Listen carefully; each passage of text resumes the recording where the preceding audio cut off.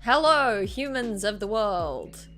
Please tell me that you can hear me, tell me that you can see me, tell me that you're here and ready for a good time. How's everybody doing? Bow!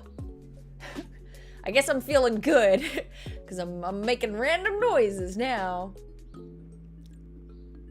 Love the Pokemon winning. It's cool, huh? It's by Game Chops. They do a bunch of different, so I just have sort of co-opted the Pokemon music that they have been kind enough to let people utilize for things like streams. But they also do lots of sort of remixes of other games, sort of fun. I don't want to say lo-fi, it's not quite lo-fi, but it's got that sort of chill beats quality to it, and they do it with a bunch of different games. So welcome, welcome, welcome. Here we are on a YouTube stream. Yes, yes, yes, indeed. Hello, hello. Look how many people here. This is wonderful. This is wonderful. It's so nice to see you all on this day. So what I thought that we might do, Game Chops are a great resource, and the link is in the description, by the way, if you want to check them out. What I want to do today, I would love to use the wisdom of crowds, specifically this crowd, and I would like to let's do some campaign prep, if that sounds good with all of you. So I've done a couple of these over on Twitch, where I stream slightly more regularly, but it's always nice to dip in and visit the YouTubes once in a while. I don't want to like overload people and be like, oh, she's streaming now on YouTube, but I think it's fun and I like doing it on YouTube because that's where you all are. You know what I mean? So hopefully this isn't bothersome, and hopefully you're down with the idea. So we've done a couple of these over on Twitch, and I thought I would sort of catch the YouTube folks up to speed on what the campaign idea is, the pitch of the whole thing, and what's kind of been figured out so far, and then we'll figure out what to do from there. Does that sound good? Give me a hey-o in chat if that sounds good. I don't know how I feel about that. Hey-o! Hey-o! Yeah! Here we go, now we're popping off. Wonderful. I'm gonna take a sip of my water. I just drank some Fanta, and I feel like I love Fanta. I love any, people will say, what kind of drink do you want? And I'm like, pick the brightest color, and you're probably good to go. But man, sometimes I forget how much sugar's in there. I can taste it. Yes, good, lovable garbage. Excellent, that's just what we want here. Okay, so let me see if I've set this up correctly. Then this, whoa, see how much brighter my face gets once I open up the notes document. Let me turn down this light a little bit and see if that was brighter. That was much brighter. I don't know how I feel about any of this. Look, I'm just gonna have to be a ghost for this stream. I'm showing you all my true form, and hopefully I've set this up correctly. And if I click this button, ooh, you can all see it now. Welcome, welcome, welcome, welcome, welcome. So, the plan for today, Daniel Lewis, is that we're going to do some campaign prep. I've been prepping a campaign, just a short form campaign, basically during COVID. So for the last several years, I've run very little D&D. You know what I mean? I've done one shots. I've run one shots, but I feel like I'm so out of practice, out of the swing of things when it comes to actual campaigns. So what I kind of want to do is get into the habit of just running a bunch of sort of short, punchy campaigns. So this one that I've pitched to a group of my friends is just, sort of I'm aiming for like a 10 episode kind of a thing, just keeping it really sort of tight and compact. And so I've done, using OneNote for D&D, exactly. I also use Evernote a lot. So I use Evernote on my phone a bunch, and then just before stream today, I transferred a bunch of those notes over here. And people who were there for the last Twitch stream may notice that I've neatened things up a little bit, because it was a bit of a mess last time. So, this is the campaign that I pitched to my friends. Just wanted to keep it short, but just so that you are all on the same page, this was what I sort of sent out to the players to get us all on the same sort of wavelength when it comes to what the game is going to be. So, City of Miracles. The city is called Maricheu, formally speaking, but for more than an age, it's been known as Miracle. The buzzing neon blues and pinks of arcane lamps illuminate the alleyways. The light rail rushes overhead like a crack of lightning. Carriages wind through cobblestone streets drawn not by horses, but by iron automatons. Magic is dense here, packed into every conceivable corner, every element glimmering with illimitable potential. It is the technological zenith of the Industrial Revolution and the decadent indulgence of the Roaring Twenties combined. Other cities are like this, but no other city is like this. The acute concentration of magic from the pollution... Sorry, that's not the words. The acute concentration of magic from the population center is not without its ripple effects. The surrounding wilderness struggles to cope with the mana pollution. There are rumors of beasts evolving into monstrosities, and tensions with the local druids are on the rise. Automatons spontaneously manifest independent consciousness, a glitch in the system lasting less than an hour in the shortest case study and 5 months and counting in the longest. And more wild mages are being born to the city. Gifted with immense power they do not know how to control, leaving many on edge, wary of what disaster any one of them might bring. But that's all background for now. Your main concern at this moment is the disappearance of Henry Blackland. Yeah, okay, alright, Pwines14, Pacific Rim, you went straight there, immediately pointed it out. So this says Pacific Rim because I'm gonna explain it and then we're gonna ignore it, okay? What happened here is that thank you, Carl, I was looking through, because I wanted to run a bunch of different short campaigns. I basically took a bunch of movies I like that are quite different sort of genres and quite different sort of core stories. And I wrote them down and I looked at them and I was like, which one is just super easy to make into a D&D game? Like, what one can I strip the sort of setting out of and make into something else? And Pacific Rim was the one that came to mind, that originally I was just kind of... hey, Durek. I originally was going to make it very sort of... I was going to go sort of Starship Troopers, like Quantico rookies who are training straight up. I was gonna just do to pilot Jaegers to go and fight the monstrosities that are coming from this pollution from magic.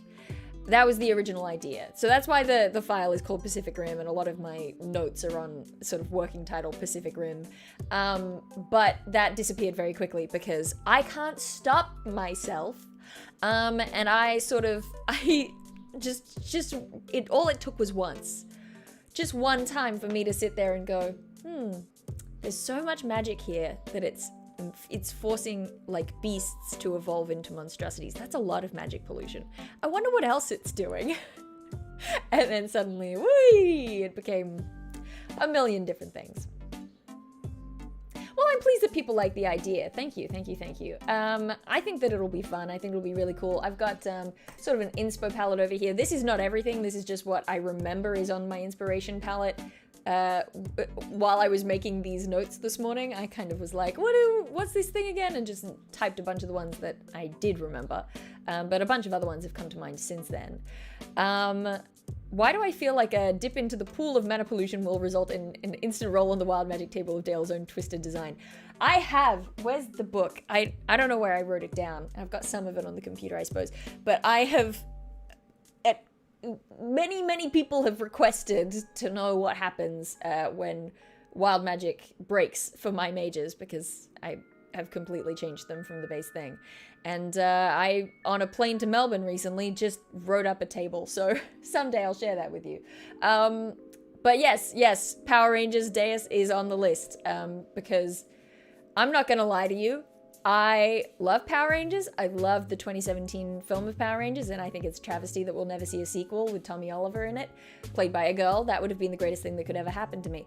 But also, because the other day, I accidentally found out that the official Power Rangers YouTube channel is just running live streams of various series of Power Rangers 24/7, just running through the whole series. And I caught like the last 3 episodes of Power Rangers Super Mega Force.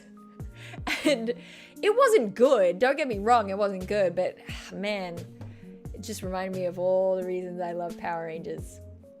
Yes, yes, Pines. Power Rangers 2017 was indeed what they would call a bop.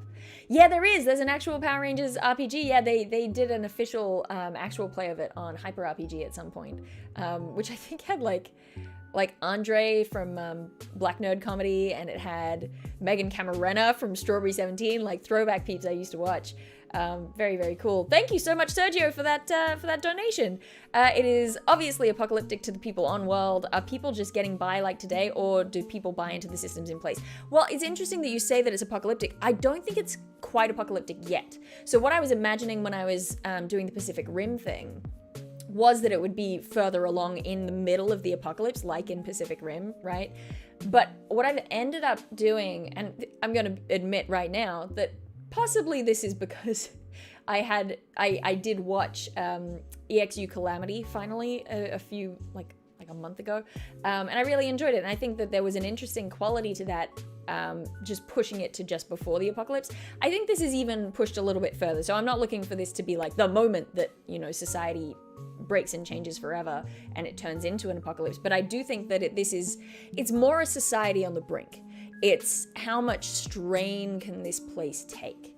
Because there's so much magic here, and it is so infused into the infrastructure of this city and how the people work, that once those things start to become the thing that kills them, I didn't plan for this to be like a metaphor for like global warming and fossil fuels, but I guess it happened. Yes, like today, Sergio.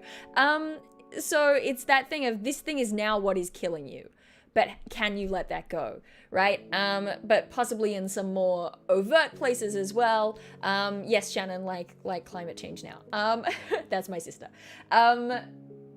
But yeah, in a little bit more sort of explicit ways. So the Detroit Become Human is on the list because, as I mentioned in that sort of overview section, there's things like there are automatons who are not sapient, sentient, whichever one of those I mean. Something's capitalism, exactly. And the automatons are suddenly, because there's so much magic, they are manifesting life. They're manifesting souls, really. And what do you do when your car turns out to be alive? And it's not that the car has been alive forever. It's that the car is alive now. And you've, built your life around having and using a car to get to work, to do whatever. And now the car is like a person. And how do you deal with that? How does a society deal with that? That's one of the questions that we're looking at, right? Good luck, Chaotic Gudra. Chaotic awakened machines. We only maybe eat lizards on Twitch because I don't know half of how YouTube works. But I will say, can I just point out right now, real quick, that YouTube streaming is getting easier, and I'm very impressed about it, because it's been quite tricky up till now. You have to kind of align a million different things and make sure that you schedule a thing, and I don't know whether I've just remembered more of how it works or whether YouTube has improved it. But either way, I'm having a good time, so maybe we'll do more of this. Now I've got to give you a place to stay. Are you gonna pay your rent? Are you gonna get a car job? Can you drive? You're 2008, so you're not even 16. That's the sort of thing, right?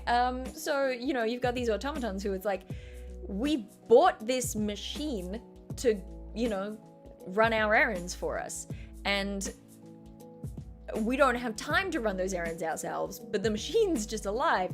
And some people are handling it better than others, and a lot of automatons are getting discarded. There's a lot of people who probably are just hoping that, because like I mentioned, it doesn't last forever. Where was that thing? It lasts. It's a glitch in the system. So that was another thing that I think is interesting that I hope to play around with is this idea that the automatons who awaken don't know how long they're gonna last. They wake up and within a couple of hours they could go back to normal, or they could hang around. Who knows how long? Who knows how long they're gonna be around for? And so maybe there are some, people who have got their automatons and they're just like, all right, I guess we'll just hang out and see how we go, that sort of thing. Yeah, Eric, we're just retracing some stuff for the YouTube audience. So you're probably mostly caught up, but amongst this sort of revisiting, I'm also going to cover some stuff that has become more concrete since the last stream. So yeah, hopefully it won't be too boring for those people. So that's the overview. You're kind of caught up on the idea of the campaign as a whole, the setting more than anything else. Here's our dramatis personae, our cast of characters. So beginning with the player characters, I have Aristeas, who is a Triton. Okay, so this is worth mentioning as well, actually. So there are also certain ancestries have sort of an interesting place within the setting, right? So much like a sorcerer would have an interesting place in the setting. If you decided to play a wild magic sorcerer, that's going to have implications within this kind of, city. And there are some ancestries that have a similar thing. So I have one player playing an automaton, for obvious reasons that is interesting. And we've got Tritons, a couple of Tritons, who, it's not like a huge thing, but the city is on the water, and the harbor is shared with kind of a sister city that is the Tritons, and these two cities have like developed alongside each other. They've really like entwined their economies, and so the Tritons kind of have this vested interest in the success of Miracle as a city, because that's their I think under the water probably. So they kind of need Miracle to keep going and be successful in order to maintain their own economic standing. But at the same time, the water is getting particularly polluted by magic. And so it's becoming less and less healthy to live in their sort of section of this Twin City sort of situation. So they're stuck in this sort of catch-22, right? Where it's like, if we don't do anything, if we let the city keep growing and succeeding in this age of arcane, we will be polluted and it'll be bad for us and could lead to our downfall. But if we try to take out the city, stop them from doing this thing, their economy is going to fail and it'll be bad for us. So no matter what, they're kind of stuck between a rock and a hard place. And you're seeing more and more Tritons move onto the land, just because they can't necessarily inhabit the city under the water for much longer. So that's the deal with the Triton. So we've got Aristeas, who is a Triton haunted sorcerer, which is a subclass from the Grim Hollow Player's Guide, which I did my tweaking to when I lost my mind and I rewrote everything. They are an intrepid investigator, and they were killed by Henry Blackland. So this was, to me, very fun. For session 0, came in, I read the same thing to those players that I read to you. They kind of knew about it ahead of time. And then we went about doing character creation, and everyone told me the kind of things, the very general overview of the character they might be interested in playing. And then we went around and did fiasco relationships. I'd made kind of a custom fiasco relationships chart for us to use. For people who don't know fiasco relationships, I suggest looking it up. It's very, very fun. But during that, it kind of came about that one of these characters, Aristeas, kind of seemed to be not central. It's not like it's about them, like they're the protagonist, but they seemed to be the place where most threads were tying the characters together. So I sort of said, all right, it seems like you're the one who's brought the group together for this, and we know that the group is looking for Henry Blackland, but I don't know who Henry Blackland is. Right now, he's just a name. So tell me, who is Henry Blackland? Why are you looking for him? And the player looked at me and said, he's the man who killed me. And I was like, okay. All right, cool. I guess we're running a murder mystery then. Woo! Not quite a murder mystery, but you know what I mean. So I think that's a really fun idea. So the Haunted Sorcerer is basically, if you've ever seen Frighteners, or if you've ever heard that, yeah, KB Tibbs, sold. It's kind of that idea of, you know, that old, it is sort of a pre-existing character archetype. Someone who's died for 3 minutes, was brought back, and now they see ghosts, or they are haunted by a ghost, like they are partially possessed by a ghost. Like Cyndi Lauper's character in Vibes. You know, which if you haven't seen this, I just really love that movie. I think it's a great Halloween movie. I don't know that it's necessarily actually Halloweeny, but I associate it very strongly with Halloween. Tsukumogami. No, I haven't. I have not. Face Octopus. I have not heard of that. I would love to be able to put chat on screen, by the way, for the VOD, but that's okay. I've turned it on for people who watch it back afterwards, so they should be fine. I would love to put it on screen, but I haven't figured out how to do that yet. That's another tricky thing with the YouTube streaming. But yeah, so that's sort of Aristaeus' thing, is that they died when they were a teen, and their sibling also died, but they were brought back and their sibling wasn't. So now they have the ghost of their brother or sister. I don't know yet. I don't know anything about the sibling yet. His sibling now kind of just haunts him, but that's also where he gets his sorcerer powers from, which is very, very fun. So Intrepid Investigator, killed by Henry Blackland. So that's what we know about Henry Blackland so far. Sir is an automaton. Allegiance Paladin, which is Oath of Crowns, basically, is one of the ones that I got my fingers on as well. Yeah, okay. Shannon is describing vibes. Cyndi Lauper and Jeff Goldblum play a pair of psychics hired by Peter Falk, so Columbo, to find a lost Aztec treasure. That's the movie.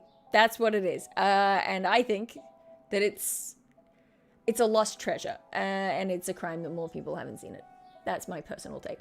Also, I think there's an implication of aliens at the end. Anyway. So, Sir was originally a nanny bot for a Dragonborn family, and then was discarded when they discovered that they had awakened. And so they ended up being picked up by Aristaeus in sort of the junkyard and being brought on as an investigator. So the two of them are kind of a detective duo. I will come back to Sir in a minute because a lot of stuff has ended up sort of tied up there. Bright is the name of a Fire Genasi gunsmith who's aiming to go pistols, pew, pew, pew, pew. Who I don't know tons about. I'd love to know more about. I need to have more conversations with that player. And he has definitely made bombs for the druids in the past. The druids, you say? Yes. Remember those druids I mentioned in the opening? There are certain sort of sects, splinter groups, perhaps, of the druids who are they're getting into eco-terrorist territory. And they're basically, they're pretty hardcore, like, the only way to make the city stop doing this is to destroy it, right? Druids, they're da bomb. Why would you do this? Michael! Oh, that's very sweet. Thank you so much, Michael. I will not be putting this on Patreon. I don't tend to put the streams on Patreon. Thank you so much. That's very kind of you. No,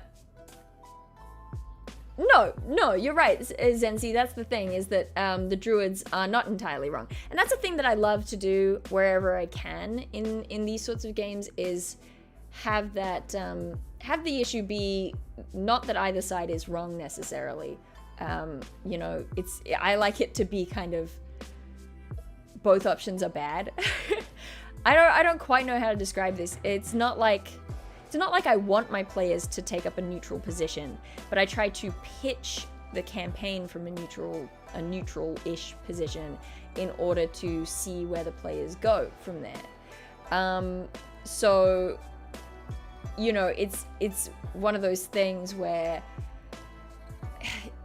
the druids are right. Like, this is bad. It is killing the environment around it. It is absolutely bad, and the city probably won't stop using magic.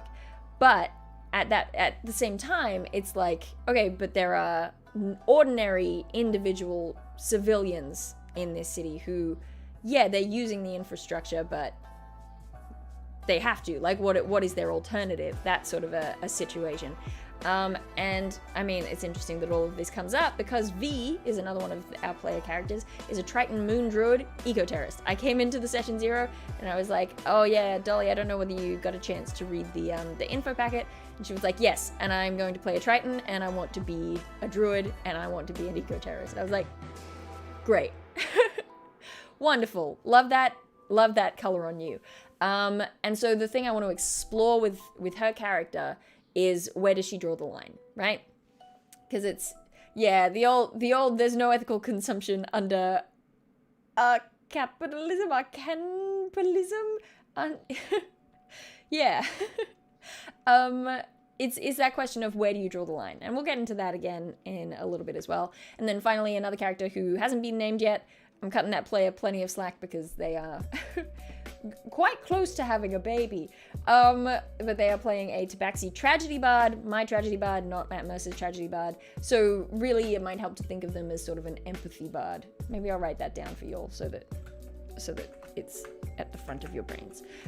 So it's Aristotelian tragedy. So it's kind of reversals of fortune and understanding the sort of hamartia of any given NPC or whoever, right? So hamartia is the non-specific version of hubris. Lots of people know about hubris. It's the fatal flaw of pride that leads to the downfall of a hero. But speaking like technically in terms of Greek theater, hamartia is broader than that. So pride is hubris specifically, and it is kind of the most common one, but a lot of heroes will have things that aren't pride, right? Like, so we can't really talk about, it bugs me when we talk about, this is my mythology tangent for the day. It bugs me if we talk about Icarus and say, you know, he had hubris because he reached for the sun. People talk about that all the time. He didn't have hubris. He didn't know jack squat. He didn't know what he was doing. He wasn't proud. He was naive. And so he had hamartia, that was his fatal flaw, but it wasn't pride. So anyway, there you go. Heracles had wrath. That's a pretty good read of Heracles. I'm not gonna lie. That's pretty legit. Cares too much. Yeah, any number of things, right? So anyway, the idea of that build, for people who've never seen the tragedy bard that I wrote, is basically, that I, as the DM, will have to put in extra effort to make sure that I have a bunch of good and interesting bonds, ideals, flaws on hand that I can apply to NPCs, so that if the player wants to sort of get a read on them and be able to, you know, persuade them more acutely, that they'll, you know, access that stuff, right? So you find out that someone is greedy, like that's their flaw or whatever. If you find out that someone has pride, you can tailor your persuasion to that and get big bonuses for it. That kind of a thing. Free mythology vid in the middle of the live stream. You are so welcome, Eric. Hey, Shad showing off some of the emotes, which, by the way, I've said this on like every live stream. This will be the last one, because every live stream I've said, by the way, I finally figured out members. It wasn't working last time, but now it should be. There were so many hoops I had to jump through to get members turned on. Memberships are now turned on. This better be the last time I'm saying this, YouTube. It's the number of like secret extra buttons I've had to click every time. But the reason I'm bringing this up is that if you become a member, you can use the emotes, and the more members we get, the more emotes that we can activate. So there you go. There you go. Members are indeed turned on. It's got cool perks and icons. Great. Every single stream, I would be like, I finally turned on members. And then I would get off stream and find out I had not indeed turned on members. It's fine. Everything's fine. Don't even worry about it. So, you know, we've got this Tabaxi tragedy bard, and they are sort of so far, I mean, Sir as a character, hey, welcome, thank you for joining, just to prove that it's there, just to prove that it's working. Thank you so much. Zanubik. I hope that I did my best is what I did. The sort of, the whole group are largely running underground. Hey, we got more. Thank you, Post. Thank you, KB Tibbs. Largely the group are running kind of counter to the law, which more power to him. But we do have Sir, who is fairly straight-laced as an Oath of Allegiance automaton, and we have the unnamed tragedy bard, who is a straight-laced academic who just keeps getting drawn into this stuff, largely because they are foster siblings with the eco druid, the eco terrorist, and they kind of just keep getting lumped into it because they don't want to leave them behind. Yeah, it's a good icon, right? The icons, the emotes were done by Mama Monstrosity, who did an awesome job. Thank you, Luke Lavablade. Thank you, Barcode DM. Which is that you? I'm so used to your icon, but not the username being Barcode DM. Vosper, CDN, and Eric, thank you all of you for using that members button now that it's real. So those are our player characters we've got down the side here in place of the factions that we did last time. Thank you, Platinum. We've got Henry Blackland, who this is a mess right now, and I want to figure out more about Henry Blackland, but I think I have to wait because the player who was killed by him is quite busy at the moment. So I'm just gonna kind of wait for that stuff to die down for her, ask her a bunch of questions about how she died, and then we can figure out how Henry Blackland fits into it afterwards. Thank you, Sergio. Thank you, Ben. Thank you, Ed. Thank you, Hailbud. Thank you, Riley. This is good. But what I would like to do today, I think this is where we're going to end up. I might quickly run through other stuff just so that people are fully caught up. But what I think I would like to do today is smash out some details about some of these characters, particularly characters who are going to become villains. We've got the Druid Extremist, who I think is going to be the villain. We've got Zero, who, we'll talk about these guys in more detail maybe in a minute. But these two are the ones that we talked a little bit more about last time around that I think we'll come back to.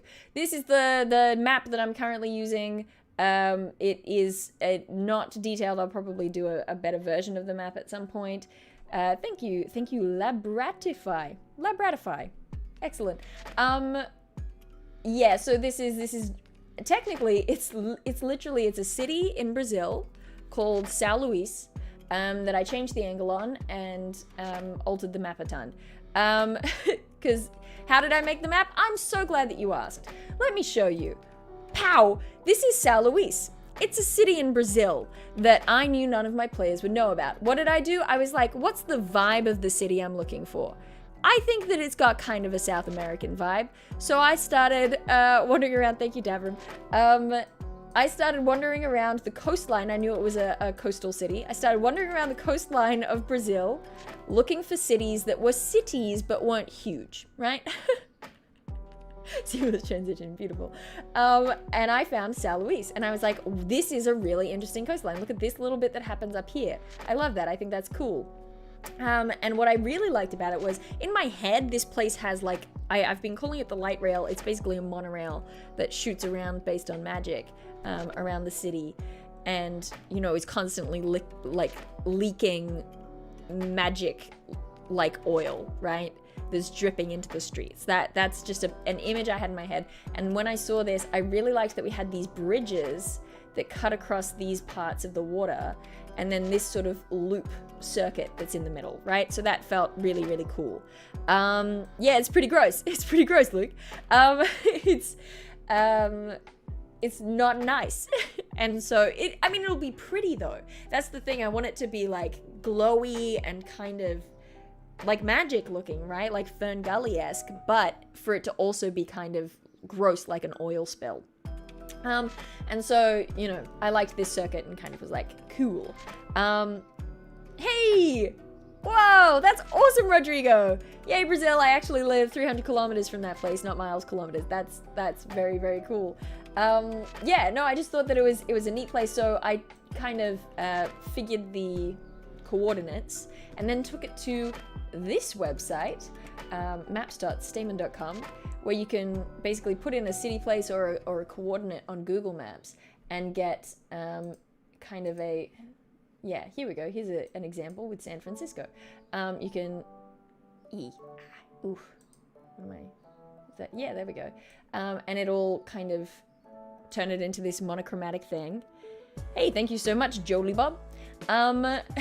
This is what it does to the map, and it kind of, gives you these sections where forests get turned into patterns and whatever, but it mostly turns into this black and white thing, right? And then I chucked that in Photoshop, and I cleaned it up, and I inverted the colors because I wanted the streets to glow, and I colored it so that it would be different kind of districts of the city, right? Because once you simplify it and take out a lot of the roads and just focus on the major roads and the highways, you start seeing where the different areas are, right? So, oh, I saw you at PAX. Oh, I hope that I saw you on one of the days where I was having a good day. I mean, they were all good days. I'm saying I hope that I was like properly engaged and had a proper conversation with you, because I feel so guilty. There were like 2 people I ran into on I think like the second day of PAX, towards the end of the day. I'm so glad I was masked up. I got a message from a friend who I'd had lunch with saying that they just tested positive for COVID. So I was booking it out of the convention center because I was like, I have got to get away from people. I have got to find a test. I tested negative. I was fine. Anyone who met me that weekend, I was in the clear. Don't worry about it. But at the time I was like freaked out and I was like, I have got to get out of the convention center. And I ran into 2 people who were like, oh, I love your videos. And I feel so bad because I kept it so short. And I was still like, oh, it's so great to meet you. But I kept it so short and I didn't like shake hands or anything like that. And I felt really guilty afterwards, but also I didn't want to give anyone COVID. So I hope that we had a good exchange.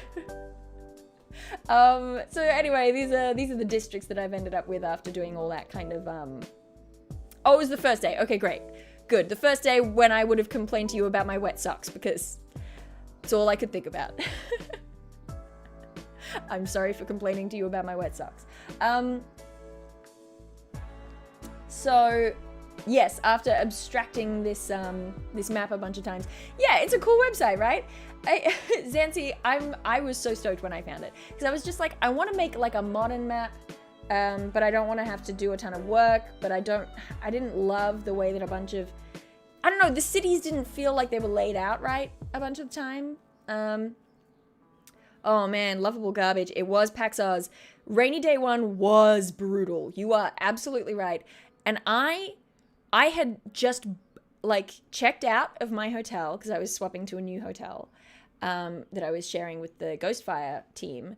And I checked out of the hotel, left my bags there because I would have to come and pick them up later in the day, walked outside, and that's when it started raining and pouring. And it's like, what's the one thing you never pack when you're traveling? An umbrella. So I walked like half the way to the convention center in the pouring rain, finally stumbled across a 7-Eleven that had umbrellas, which, I mean, didn't save my feet.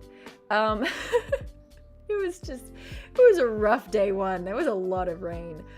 Whew. Oh no. Oh, that's dreadful. Had to make your way there with a full face of makeup and no umbrella. That's so dreadful.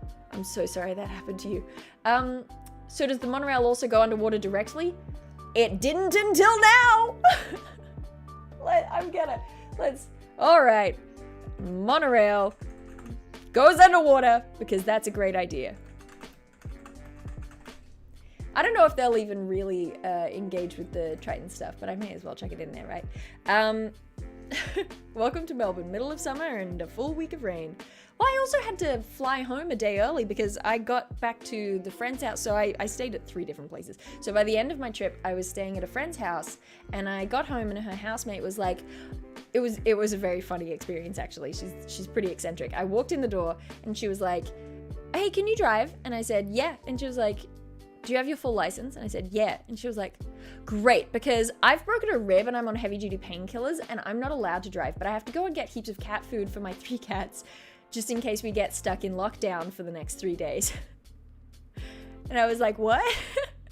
And so I did it. I did the trip to the pet store to get a bunch of cat food for her cats. But also then I looked up the weather because this was the first I'd heard of it.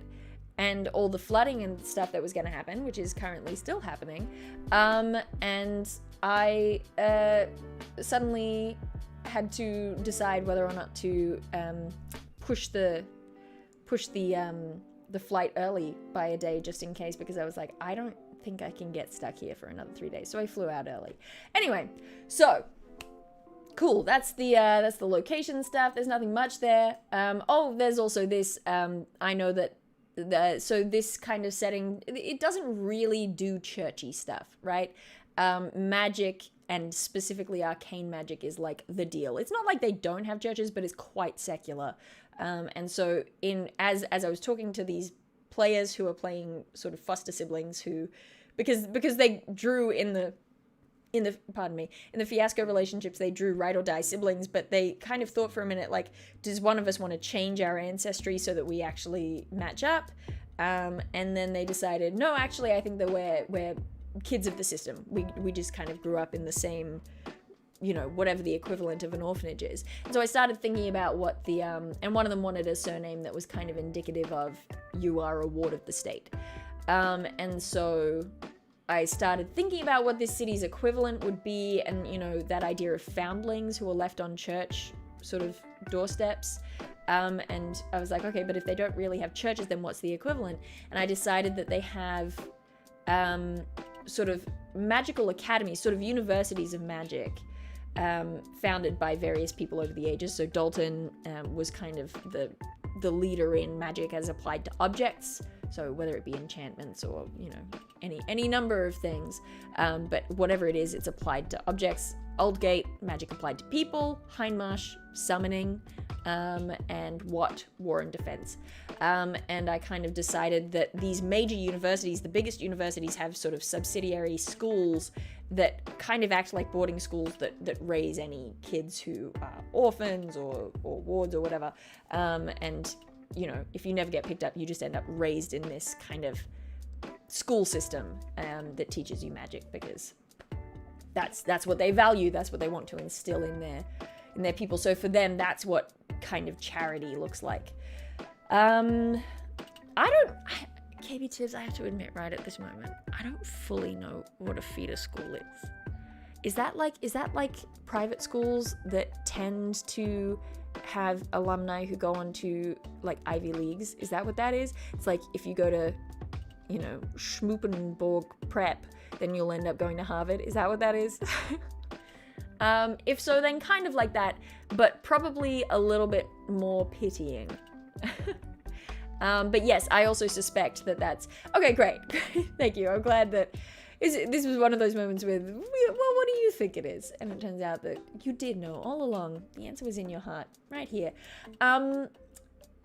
Yes, I do think that that's kind of what has happened with the bard in the party, because they did say that they're kind of an academic, probably still working with the university. So I think that's probably what's happened there. We know, please, at Schmoopenborg Prep, I'm not adding Schmoopenborg Prep to my setting. Well, look, I could eat a lizard at any time. That's the thing about lizard eating, is that you don't know. You don't know when I could suddenly eat a lizard. So these are events that I think are going to happen at some point. So I mentioned the wild magic sorcerers, there's more and more of them happening. And when a wild magic sorcerer breaks in my setting, any number of stuff can happen. But since I don't have a wild magic sorcerer in my party, but they are prevalent in the setting, I was thinking about what could be a cool thing that happens. And I was thinking having sort of probably 2/3 of the way through the story arc, having a wild magic sorcerer break who it basically sends out like an anti-magic zone. So it kind of acts like an EMP, and what we've called it here is the anti-magic pulse. Just goes out, and this city that is so reliant on and lit up by magic all the time, suddenly this whole section of it just goes dark. And magic won't work there. And I think that could be really cool. I think that would be fun to have that sort of city in a blackout kind of drama. Who here has seen In the Heights? I think they could have gotten more drama out of that. I'm not gonna lie.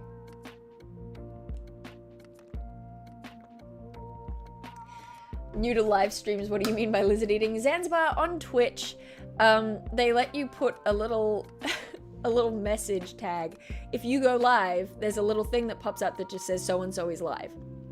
But they unfortunately gave me the power to write whatever I want in that.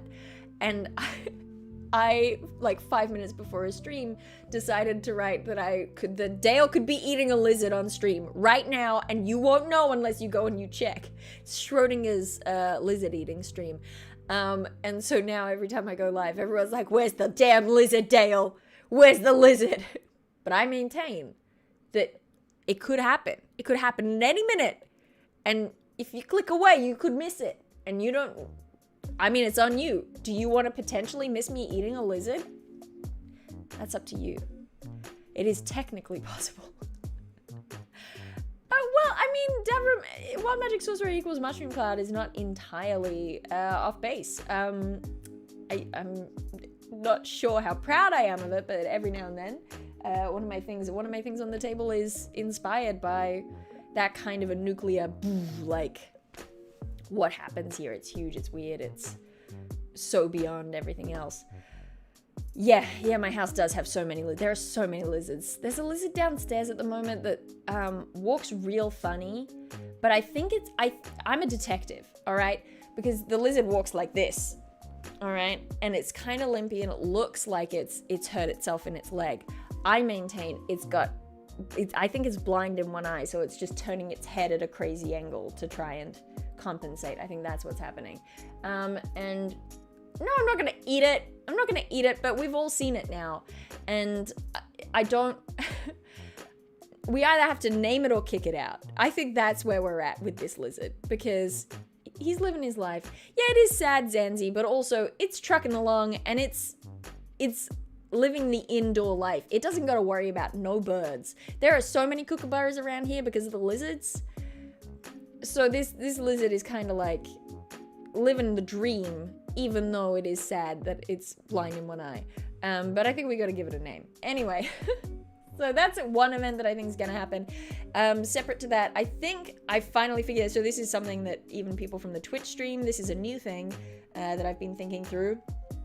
I think that so over here we've got one of the villains that I'm going to include is one of the Druid extremists, because I'm trying to walk a tightrope here. I don't want any of this story to sort of target the player who decided to be an eco-terrorist and say, you made a bad and evil, wicked choice as your character backstory. But I do want the story to be, where do you draw the line? I think that is a valuable and interesting story to tell when it comes to an extremist, no matter what the sort of cause they've dedicated themselves to. I think that is an interesting personal edge to that kind of a story. And so I think what it's going to be is that they're targeting one of the academies, probably the academy that the Druid extremist player character, grew up in, right? And they didn't like it. So what's kind of happened with those two, they're ride or die siblings, they care a lot about each other, but it's one of those situations where the two of them were in the same kind of neglectful scenario. And so one of them was like, okay, well, if I can never live up to your expectations, I'm just gonna go completely the opposite direction. I will go so hard in the opposite direction that I become a terrorist, an eco-terrorist. Whereas the other one is, I have never been able to live up to your expectations, so I'm just gonna keep trying harder and harder and harder. So they became an academic and kind of super sort of straight-laced and goody-goody. But they still care about each other. But I think it also makes sense. Yes! Jet in Avatar. Exactly, Daniel. Exactly that. Oh, you got it. You're on the money. I mentioned exactly that to someone the other day when I was talking about this. I think it makes sense for the target of this this villain for the sort of crux point of do you suddenly try to put the brakes on how hard you've been going for this cause, or do you just keep going anyway, right? It's that thing that I brought up with warlocks as well, right? It should be an interesting point that you come to where you have to decide whether to dedicate yourself to this thing fully or to suddenly hit the brakes hard, go in another direction. And that's kind of what I'm going for here. And so I think they're going to target the academy. I don't want them to target kids. So this is another tightrope. I'm just giving myself so many tightropes to walk because I don't want to blow up kids in my game. I'm just not interested in doing that. But I do think that the target should be the school, the academy that they grew up in. And I'm not sure whether it's going to be the same as the AMP event. It might be, because there was a lot of talk throughout different sort of streams like this of maybe taking advantage of one of these new sorcerers who can't control themselves and setting them off like a bomb, right? And there could be some fun stuff to play with there. Yeah, exactly. It's urban fantasy. Tightropes come with the territory. Exactly. Yeah, could target school supplies kept on premises. Yeah, well, I think it makes sense as a target because the idea is we want to shut down the infrastructure, right? We want to shut the city down, and this is the pipeline. This is where they're making wizards. So let's take it away from them. It's like, you know, if you want to get rid of if you want to stop deforestation, target the wood mill, because that's the thing that, like, if they don't have a wood mill, then there's no point in, you know what I mean? Why don't you want to nuke Kidsdale? Oh, I mean, you know, it's just not for me. What was I saying? So, yeah, there could be an interesting thread as well because the gunsmith character, the player character, specifically said that they have made bombs for the druids before. Could be an interesting little clue to throw in early on to say that they haven't been getting work from the druid sort of faction recently. Like they haven't hit them up for another bomb in a while, and that could be because they've sort of switched gears and they've gone, well, what if we get one of the sorcerers and we set them off instead? It does beg the question, how does one blow up a sorcerer? Because I don't know how you could specifically trigger it. Maybe one of the druids? Or, you know, I'm saying druids and that has a class implication, but I mean, maybe someone who is with that faction has developed wild magic and they're going to use them. I don't know. Maybe they've got someone on their squad, on their side, who they're kind of like, hey, this is an opportunity. Let's sort of get you to do it yourself.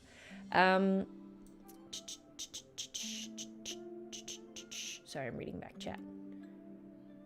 Was Legend of Korra an inspiration? Yes! Look! Bam! Kapow! Get out of here, Bioshock. So yeah, don't know, I not confirmed yet whether the Academy bombing will be the same as the AMP event, but it might just be easier to put them into one, because, hey, they're both a kind of explosion, and you don't want to do the same thing too many times, right? Cast suggestion on the sorcerer and suggest they explode. Well, I don't think the sorcerer can necessarily... So the way that the wild magic sorcerer thing works narratively is that, for me, is that you're bending magic until it breaks. So the wild magic sorcerer can kind of engage with the fabric of magic itself and make it do stuff that they want. But if you push it too far, then you run more and more and more risk of breaking magic. So it bends to the point that it just snaps. And when it snaps, you don't know what's going to happen. So I'm just doing that thing where I'm like, the easiest thing to do would to be just let go of that sort of very specific persnickety kind of view of what the wild magic sorcerer is and how it works. That would be easy. Or I could bend over backwards and perform mental gymnastics to find a way to make it fit both. Do druids manipulate or know the ley lines of the city from back in the day? Also, they know where exactly the font is strongest. That's a really cool idea. I like that. Maybe some artificer working with the druid faction created a device that can trigger the wild magic break with or without a sorcerer. Very interesting. Depending on how long the WMS breaking has been going on, it's not unreasonable for factions to research ways to trigger it. That's true. That's very, very true. What about, like, a mana IV drip? They just get so much raw magic force fed into them that they ignite. Ooh, KB Dibs. Interesting. Mana IV drip.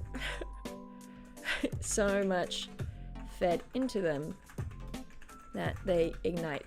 What I think is cool about that as well is that it leans on this idea of they just don't know what to do with all the magic. They have access to so much magic, and they're so not equipped to deal with it off the cuff that it's dangerous.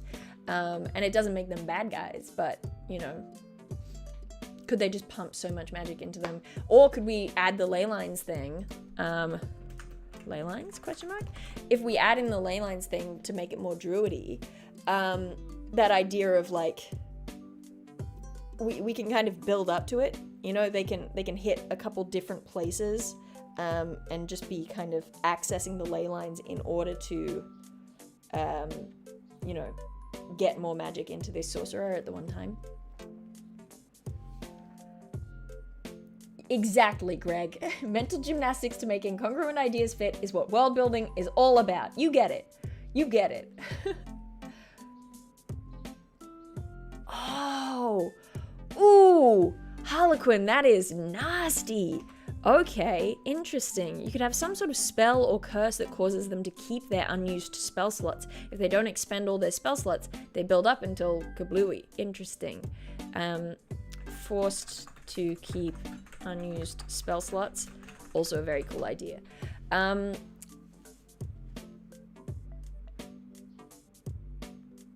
Yeah. Okay, Fire Donut. Talking about using that magical pollution. I mentioned that sort of oil slick, that quality of like the light rail and stuff. This sort of like liquid, like magic being so potent and overused that it is taking physical liquid form. The idea of using that as the thing that's juicing up the sorcerer, that's pretty cool. So it's quite literally a consequence of the city's industry. Yeah. You know what I think I have to add to the inspiration palette, actually? Captain Planet. Great. So, are there gnomes in this? Why not? There probably are gnomes in this. So, in terms of ancestries, the only thing that needs to really be stated is that Tritons have sort of this interesting position that I mentioned before, the catch-22 thing that's going on.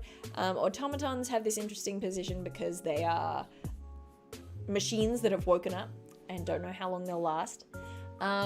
We've got Genasi, who were originally sort of summoned. They were summoned by the Arcanist Royal.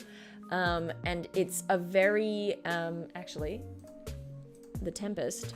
It's a very Ariel from the Tempest kind of a deal, right? Like they were kind of under the thumb. They were elemental spirits who were summoned by the Arcanist Royal to serve in making this great magic city.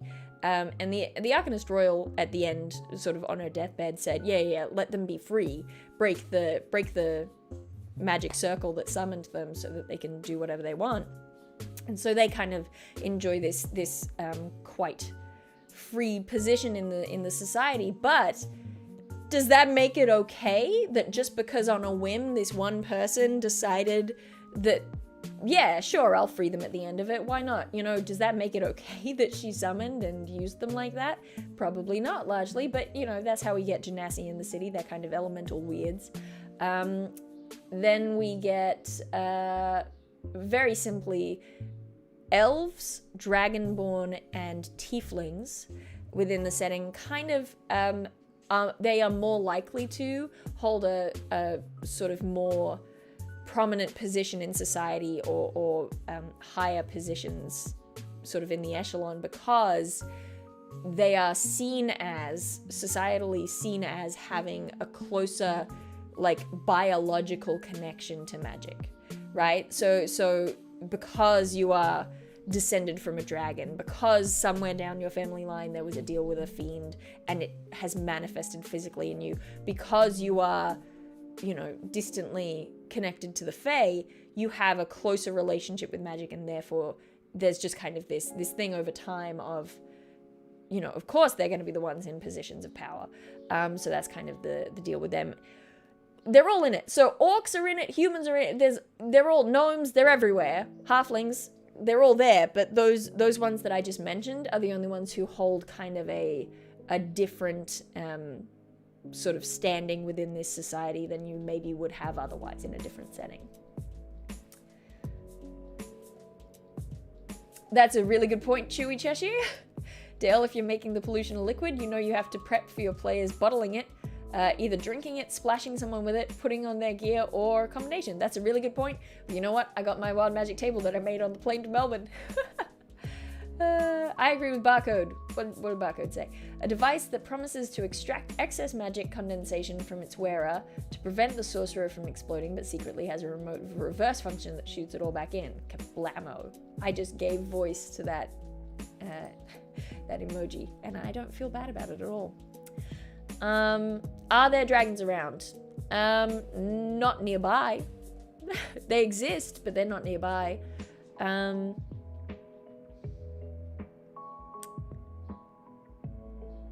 Interesting. I'll have to look that up, Thomas Dalton. Hey, Dalton, isn't that one of the academies? Aren't you one of the academies? You are. You're one of the academies. Congrats. Hello, Olivia Williams. Is gunpowder magical here? Nightmare Warden? No, it is not. But I think that it could be magicized. And I kind of want to explore that, but also the player playing a gunslinger is relatively new. And this is, for them, one of their first sort of more complicated character builds. And so I don't want to kind of overwhelm them by being like, and also magic. So I might back off on it for this one. Not because it's not an interesting thing to explore, but just because I don't want to I don't want to dump heaps on them. Yeah, I'm largely using the black powder stuff from Grim Hollow again because to me, it's a little simplified. I don't mind the sort of, you know, misfire, you have to fix your gun thing. I think it's a good fix for very powerful guns. But I like that in the Grim Hollow black powder stuff, the guns are a little bit earlier in terms of tech. So it's a little bit less Western, a little bit more flintlock. But yeah, so black powder shots. And basically the thing is, kind of more consistent damage. So pistols deal 2d4 and rifles deal 2d6. And in Grim Hollow they have more, but I don't want to overcomplicate it. I think that's plenty. And so it's like they are dealing consistent damage rather than over the top heaps and heaps of damage. And then rather than having misfires, so there's nothing, don't worry about misfires, but you can't get your gun wet because if the black powder gets wet, you gotta like clean out the whole thing and sort of fix the whole thing. Well, Thomas Dalton, I'm gonna put Thomas here because maybe that's the name of the person. It's you now. I'm sorry, I shouldn't do that. I shouldn't do that to you. That's terrible. So maybe something, I Smell Sarcasm says, maybe something like Adderall that's originally meant to help people but can be harmful, addictive, and the druids essentially supply it until they find targets that are more susceptible to it and in a way overdose them. Not a bad idea.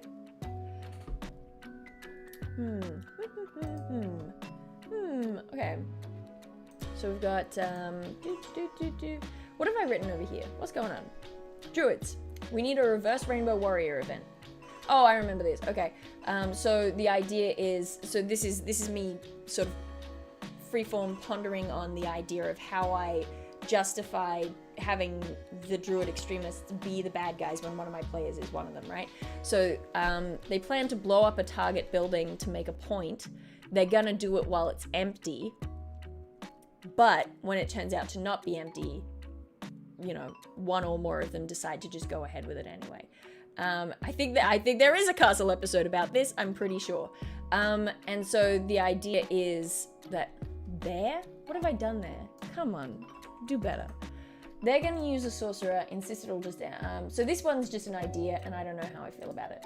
I don't think I feel great about it. I think I like some of the stuff that we've been talking about more today.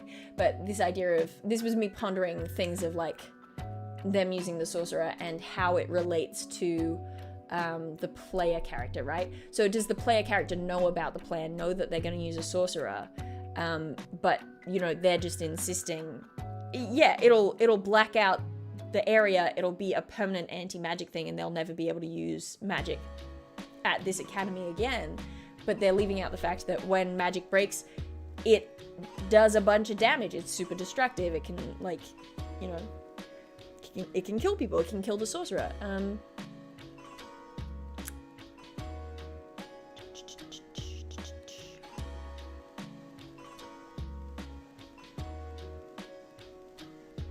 Sorry, I'm catching up on chat again. I'm sorry, that's what this silence is.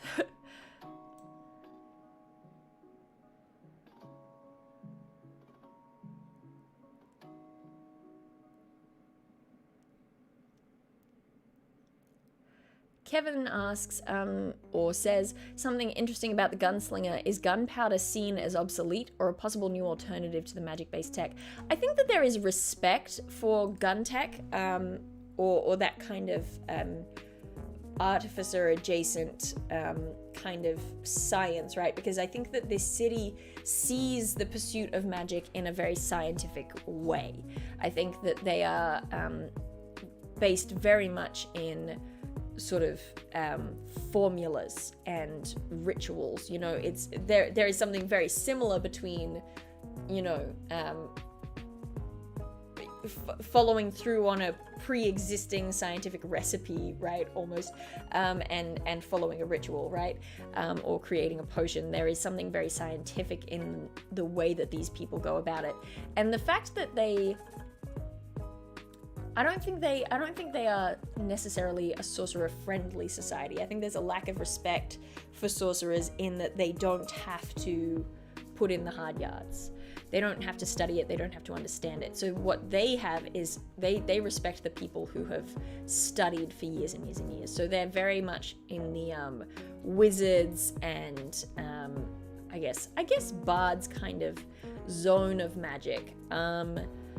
Whereas warlocks are the dropouts, which I've mentioned before, and I think that would be quite sort of heavy in this setting. So I think that there would be warlocks who try to pass it off as having studied, and if it was found out that they were getting their magic from an external patron, then that would be pretty embarrassing for them, unless they really went at it sort of hard in public and were like, I am going to contact Asmodeus, like someone like a big deal, like an archfey, not just an archfey, an archfey, right? Like the big famous well-known ones, right?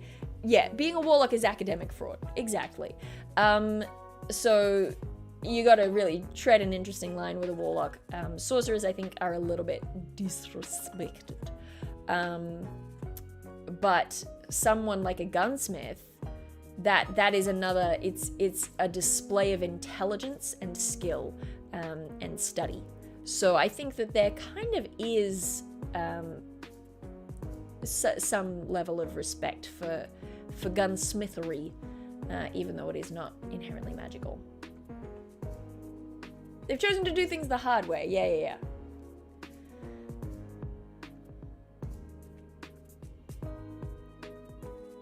Ends justify the means, but what end is there if it means everyone? If it means it leaves everyone dead. Best way I could sum it up is a moral discovery of that sort.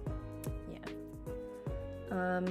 Which school would the druids have the biggest problem with, Dalton or the summoning one for screwing with the planes? That's an interesting question. Which school would they have the biggest trouble with? Okay, so from the perspective of if they're trying to make a real, genuine move on the city as a whole. Sorry, I really like that one, Harlequin. My Time with Asmodeus, a memoir of the wizard turned warlock, Dr. Carl.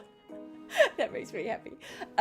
If they really wanted to take out the city, I think they would hit Watt, because it is, you know, training, it is battle magic, basically. And it would potentially take out a lot of defenses. I think that, oh man, I think they'd hate a lot of these. Weirdly, I feel like they'd have less issue with Aldgate, even though Aldgate is, to me, very troubling.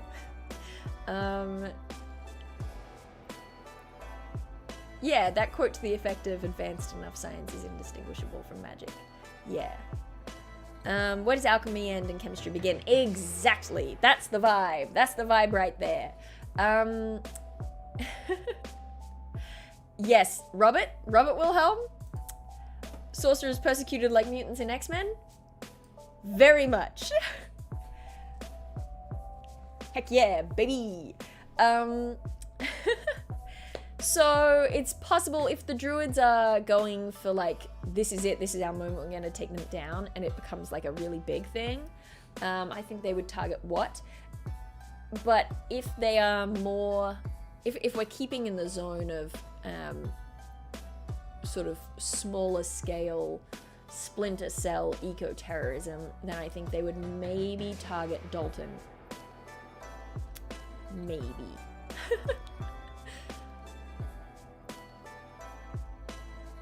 Will they have cell phones or instant communication devices? Are they all tapped?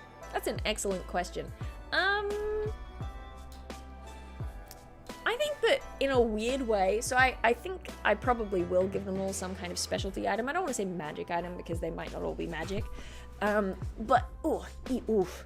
Look at that. I shrunk because I stopped sitting on my foot.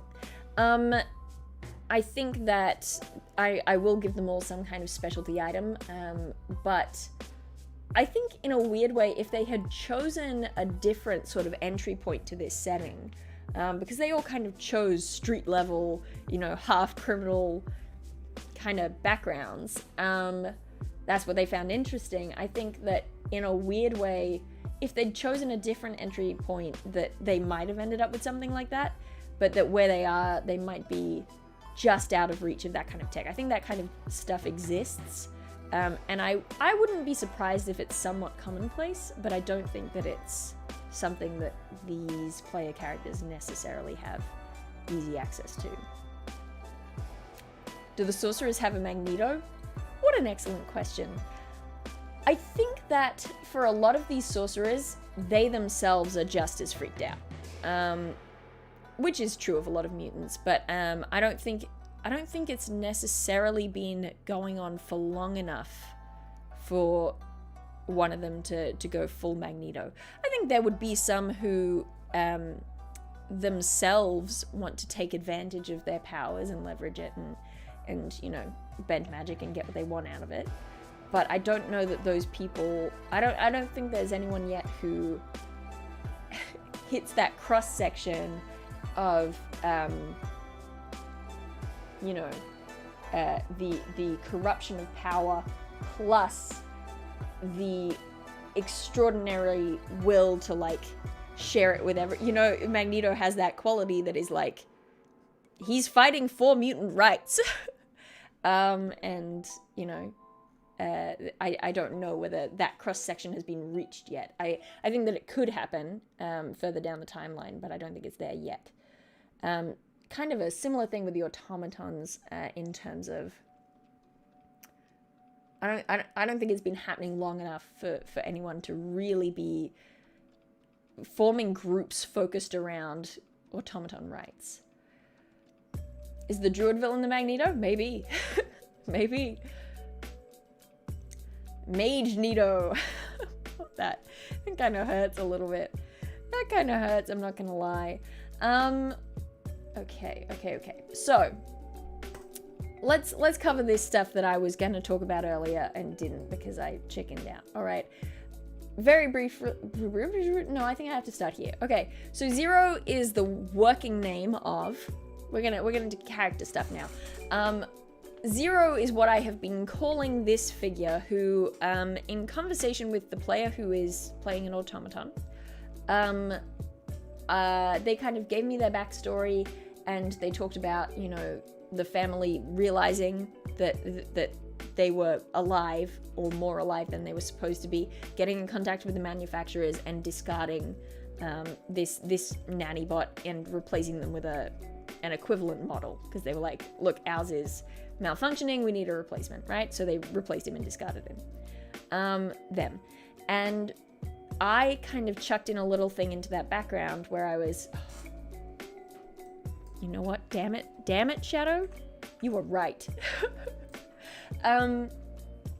Still just a working name, not committed to it. But I've been calling them this because they are not patient zero. They're not the first bot to wake up. but they are the longest running ones. So in this overview, I mentioned, the shortest case study, it lasted less than an hour, and in the longest, it's lasted 5 months and counting. This is the automaton who's 5 months and counting, who is still under observation, who, they're keeping an eye on, and they're trying to figure out what is causing this, back at the sort of manufacturing center. So I kind of pitched the idea briefly that possibly when the malfunction was called into the manufacturers, they took them in. So, they took them in for diagnostics. They wanted to run it against Zero and go, what's happening here? Is there anything in common? Is there anything important about this one? No, it's just another one. It'll, de-manifest eventually, so just take them to the wrecking yard or whatever. So I was like, wouldn't it be cool if they just saw, this sort of patient Zero-esque character, this other automaton, at the center while they were there? And they were down for that. They were cool with that. And we started talking a bunch about this last time around. I think it would be a shame not to tie that into the story in some way. I think we talked last time about whether they're an automaton extremist and want all bots to wake up. I don't think that's true. This is a really horrifying idea that came up that I think is probably just accurate. The idea that maybe manufacturers are just still building the robots, like the quickest fix for the automatons waking up and freaking people out is just to take away their ability to speak. As many of them as they can, right? You just take out their voice box, so when they manifest, how's anyone gonna know about it? That's horrific. I don't know whether I'll make that explicit on exactly, Hailbard. You and me. The exact same sentence. Jinx. It's horrible. It's horrible. It's so horrible, I don't know if I want to include it. Because that scares me a little bit. But it is something that came up last time around that I think is fairly, it rings true as a reaction that manufacturers would have to something like that. It's just the cheapest, fastest solution to the problem, right? But they're investigating Zero and trying to figure out what's going on. So Zero's just kind of been stuck there for this whole time. And we talked last time about the idea of what if Zero was communicating with the other automatons who come through to get diagnostics. What if they're sending little messages out? And since then, by the way, I've been having conversations with, 100%. There's a million things that, yes, but it's still one of those things where it is a simple way of, but it doesn't matter. Had a conversation with that player after the last stream where they were talking about, or was it before the last stream? I don't remember anymore, but we've talked more about it since then. Had a conversation with him about the fact that he had a spare language credit to spend in terms of character build, and he wasn't sure what to pick for it. And as we were talking about it, I kind of pitched the idea of, thank you so much, Eric. I had the thought with the voice removal that they would begin expressing through art. They can't speak words, but they could write or paint. Oh, that's kind of neat. That's kind of neat. I kind of like that. I'm gonna add it here. And wouldn't that freak you out even more? You're like, I don't like it. My robot started speaking. Make it so that it can't speak, and it's like, it just starts painting beautiful murals. Anyway, can I make this a little too real? IRL companies would say the cost of removing the voice boxes would be too expensive, so instead they'd have a firmware patch that removes the ability to pass words. That's very true. And I don't think that they would go and they would remove voice boxes from previously existing ones. I think just any automatons on the factory line would have that component just withheld, right? We just won't give them that. To be fair, there are still automatons that quite genuinely need a voice box in order to do their jobs. So it would be a case-by-case thing. I don't know. It's just a thing along the line. So I had this conversation with the player, and we kind of got to the point where I was like, wouldn't it be cool if automatons can do that thing like R2-D2 on the Death Star, where he just kind of, you know, interfaces with the Death Star computer system and can kind of get all this information that he needs from the Death Star computer? Wouldn't it be cool if there's some kind of binary language, some kind of magical equivalent of binary that the automatons can speak? And Luke really liked that idea. Luke is the name of the player. The player really liked that idea, and so we've kind of been playing with it.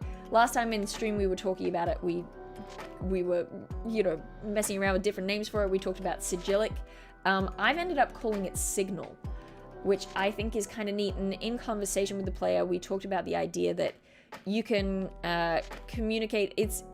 You can interface directly physically, which is, you know, very secure communication, or you can transmit over distance, but the further away you're transmitting, the more possible it is for other automatons or engineers or whoever to kind of intercept that message and pick up on what's going on. Which, you know, if you're just an ordinary automaton, that's fine, that's whatever, but if you're awakened, then they start to get a little like, what's this about? Is signal authorized, intended, accidental, emergent, hijacking tech systems for other uses? It is intended, it is a functional element, it is necessary for the way some of the automatons have to do their jobs. We talked last time about Zero potentially being a switchboard operator or some kind of a, you know, communication bot who's sending signals out to other automatons. So it is a thing that they are intended to be able to do, to transmit. But there's a difference between, yeah, we called it machine language for a little while last time as well. But yeah, it's this intended thing, but it's intended to be very functional. It is not intended to be used for awakened automatons to coordinate with one another, and that idea is scary. So there's potentially more engineers kind of following up and examining that stuff than usual. So nothing that's going on with the awakened automatons, just for clarity, none of it's illegal, because it's something that was never expected, that I don't think any political presence knows how to deal with yet. They aren't quick enough to deal with it. None of it's illegal, but certainly the companies who produce automatons have a vested interest in protecting their consumer base. If people don't like their car waking up, then the car companies have a vested interest in making sure that that doesn't happen. Or when it does happen, trying to downplay it, kind of cover it up, make it not happen. Zero equals Skynet? I don't think Zero is Skynet. I think so. Here's what's going on. I ended up having a conversation with my mother. I've said it a million times and I stand by it every time. I love having conversations with Mum about D&D because I think partially because she doesn't get bogged down in the mechanics of it, the pre-existing sort of rule framework, game framework, she just thinks about the story. So she's a great sounding board for this stuff. Thank you so much again, Sergio. Maybe with things like DALL-E and other AIs that create auto-generated art and the access magic, it made the singularity. You know what? Maybe. It is interesting, this idea of robots creating art it's interesting, the difference between that conversation coming up during something like Detroit Become Human or iRobot, which should be on my inspo palette, versus now when we are dealing with AI art and its kind of place in the world. But having this conversation, how did the druids feel about the awakened automatons? Is it another sign that magic has gone too far? Well, it's interesting you bring that up, Shannon, because Dolly's character, the eco-terrorist druid, really doesn't like Sir, the other player character. Their sort of thing, their, what are they called? Fiasco relationship was, let me look at the exact wording. Yeah. I'm just knocking things over, don't worry about it. Yeah.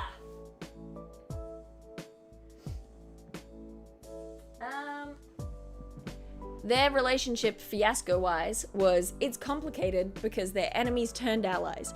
So Dolly framed that as her druid being super uncomfortable with this machine that was awakened by magical pollution. That's like combo of stuff that she just doesn't like. So I think that largely the druids probably don't love it. I think you're spot on. It's another sign that magic has gone too far. So in this conversation, I was talking about this stuff. I was like, what? So I think Zero has got this information that that they've been transmitting to other automatons as they come in to get their checkups. But they've had to give it out in fragments. Too much of it to download at once in this tiny glimpse of time that they have. But, you know, they've been giving out little fragments. So different automatons who've gone in have different fragments of whatever that information is. And as this conversation was unfolding, I was like, what could they possibly have? What could it be? And I liked the idea of it being information that it doesn't matter if your car has it, right? Who cares if your car knows this stuff? It's not going to be a thing. But if your car wakes up and can tell people about it, suddenly that information becomes dangerous, right? I think that's an interesting thing to explore. And so then it turned into, you know, Google Maps, how it, give me a minute, I'm just blocking a porn bot. Hello? It's not letting me block the porn bot. Okay, well, everyone say hi to tinderhot.xyz. And they're gone. Thank you. Apparently I can't do that through OBS. I'd have to have it open. But anyway, the sort of Google Maps thing, right, where it tracks where you go. It has this sort of GPS thing where it knows where you've been, where you go. So if Zero was a messenger, and I thought, because I can't stop, the world building never stops, can't stop, won't stop. Maybe messenger bots are called pigeons, you know, instead of sending a pigeon out with a message, you send out your automaton runner to go and do it. So this sort of pigeon bot goes out and is sent with these messages that they're just, you know, delivering, and it's fine, it's normal. And then they wake up one day and they can start to piece things together and go, why did I go there and then there and then there, right? That kind of thing of any one of these places might be innocuous, but once you add it all up, suddenly you get a picture of what this person wanted. So they're handing out fragments of this map, basically, to different automatons. And one of those would be Sir, who went through the diagnostic center. So the idea that Sir would have this little piece of a map and have to figure out kind of what does it mean without broader information. And then that begs the question, who did Zero belong to? Did Zero belong to, perhaps, Henry Blackland? Because that's an interesting way to hook the Henry Blackland storyline into the broader stuff that we've been kind of talking about here with the druids and the automatons and all this stuff that's going on in the city. But then I thought, did they belong to Henry Blackland? Did they run messages to Henry Blackland, right? Does it start to become I've lost you all. I've lost chat. It's not running for me anymore, so I'm just gonna have to open it up over here. Holy moly. Sorry, the YouTube chat is trying to catch up the whole stream's worth of stuff, so I'm gonna let it do that in the corner for a minute. So I can't see what you're saying, but I keep the faith. Keep the faith, everybody. It's going wild. Do you see this? Look, it's just still going, still going, still going. All right, there we go. We're caught up. Anyway, who's Henry Blackland? The person who killed the investigator character. So, this was just a thing from earlier in the stream. If you go back and watch the VOD, you'll get the kind of the thing on it. We don't have too many details of Henry Blackland. We know he's a tiefling. We know that he killed one of the player characters, and that's how they ended up being a haunted druid who has a ghost in their brain, basically. And we know that this was decided last stream, that he did kill that character, but that wasn't like the intended thing. That's not what he was there for, wherever it was. But I can't figure out more details until I hear back from that player, kind of what they think happened when they died. I have to kind of have that conversation. That player is just a bit busy at the moment. So I was hoping to get that figured out before the stream, but no harm, no foul. So I like this idea of Zero being used to run messages to Henry Blackland. this is how I write notes. This was directly copied over from Evernote. This is how I write notes to myself when I'm planning stuff. Just so you know, did Zero belong to Henry Blackland, or were they running messages to him? That second thing sounds cool. Let's do that. Watch them put it together. That's where he worked, and that's where he was found dead. And then let passive investigation pick some of this up if the players don't figure it out by X number episode. Don't we all have a ghost in our brain? Can't ghosts go in automaton brains? There was a lot of discussion last time about stuff that might be going on with automaton souls. Whether automaton souls are made of the same stuff as living races' souls. Whether this is a potential... I floated the idea. I don't think it necessarily caught everyone's imagination, but last time I did float the idea that perhaps someone who maybe had a certain angle towards lichdom already, right, who wanted to live forever, if they find out that now automatons can definitely house a soul, maybe that's a better option than lichdom, right? You just put yourself in this metal shell and you live forever. You don't gotta worry about all that icky undead stuff. It's the same, but it's in some ways better than being a lich. So I wondered whether maybe there's someone out there who's trying to figure out a way to house their soul within an automaton. And possibly the only way to do that is to take an awakened automaton, rip out their soul and put your soul in. And whether that might be something that's kind of, a villainous thing that's going on in the background. Don't know. It's just a thing I thought of. If Blackland is dead, is Zero sending messages to a ghost? I don't know. No. Okay, so the idea is that before Zero woke up, which was 5 months ago and counting, Zero was used to run messages to Blackland about some conspiracy that's going on in the city. I don't know what that is yet. That's what I need you for. There's some conspiracy going on in the city. Before Zero woke up, Zero was used to run messages. Then Zero woke up and started to piece together what this was all about. So they've been taken, kind of separate to the conspiracy, they've been taken by the manufacturers and put under observation because they're trying to figure out how to stop the automatons from waking up, or what went wrong. And so while they're stuck there, and they don't trust themselves to transmit this message because it could get intercepted, particularly because they're surrounded by all these engineers, when they get a chance to directly interface with other automatons who are brought in for diagnostics, they're just giving out as much of the information as they can at a time. Like Subject 16 from Assassin's Creed 2. Just a little snippet here and there, just what I can give you.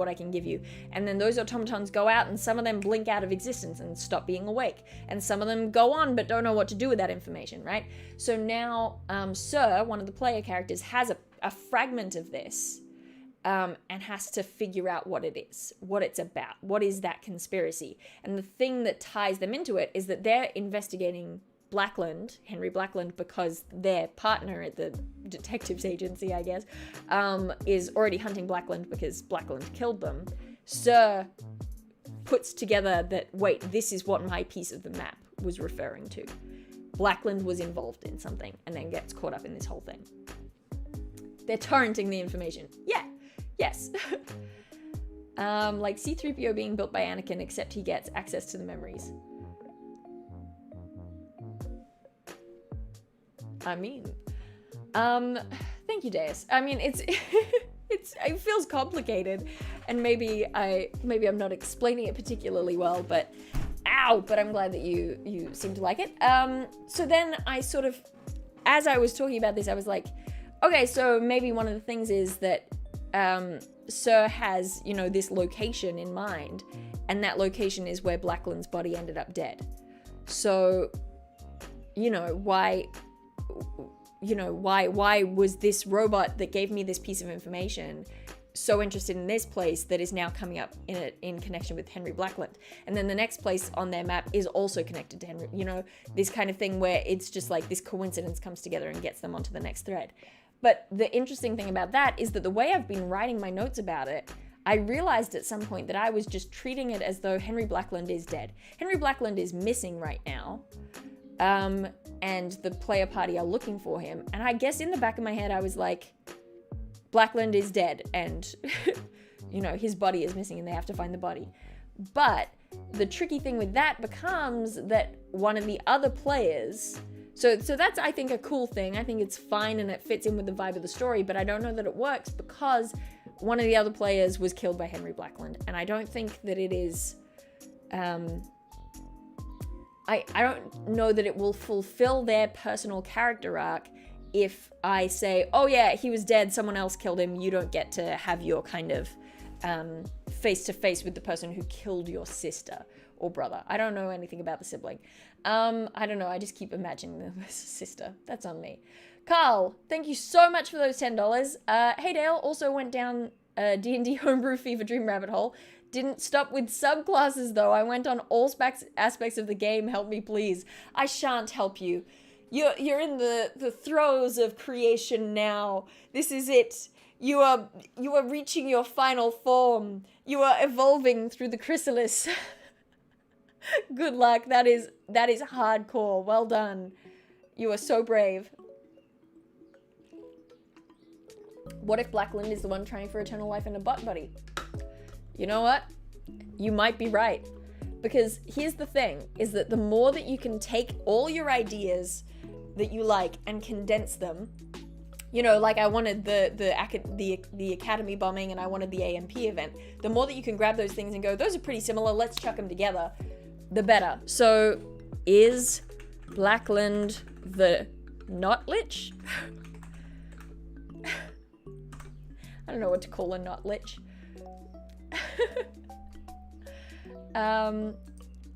Blackland is the lich automaton, so both alive and dead. Wait, I just had an idea, which is basically what you all are pitching right now, but it just hit me, alright? I get it now. So Blackland is dead. They do find Blackland's body, right? But that's because the soul is in an automaton somewhere. He's already transferred. That was a big reaction. And I apologize.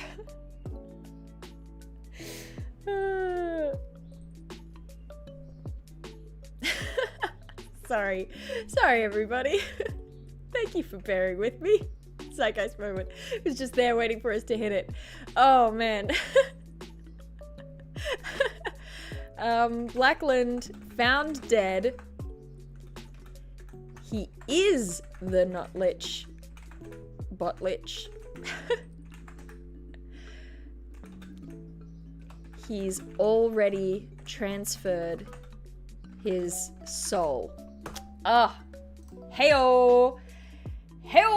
Okay, so we've got a couple votes for his soul being in 0.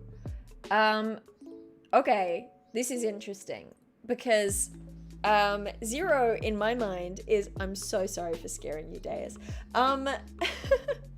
Getting Ghost in the Shell standalone complex vibes off this. You know what? You are not wrong. Maybe not a bot, but an automaton network / supercomputer. Mr. House from Fallout New Vegas. Yeah, maybe. So is Blackland working with 0 or is he 0? Okay, so 0 in my mind, at least up until the encounter with the player character automaton, 0 was a goodie. Who's being called the glitch? Who's that name for? Is that 0's name? So 0 was a goodie at least up until that point and has been desperately trying to get this message out. Like, there's this conspiracy going on. It's a pretty big deal. So if the body of Blackland, if the soul of Blackland is put into 0, which I'm not against, but we do got to think it through. If the soul of Blackland is forced into 0, which is a solid bet, actually, it makes sense for a not lich but lich to aim for 0 because 0 hasn't shut down yet. Like, 0 is the most sort of solid, secure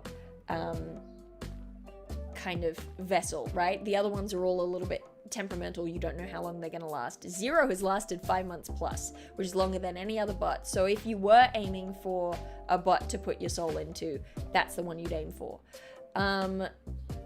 So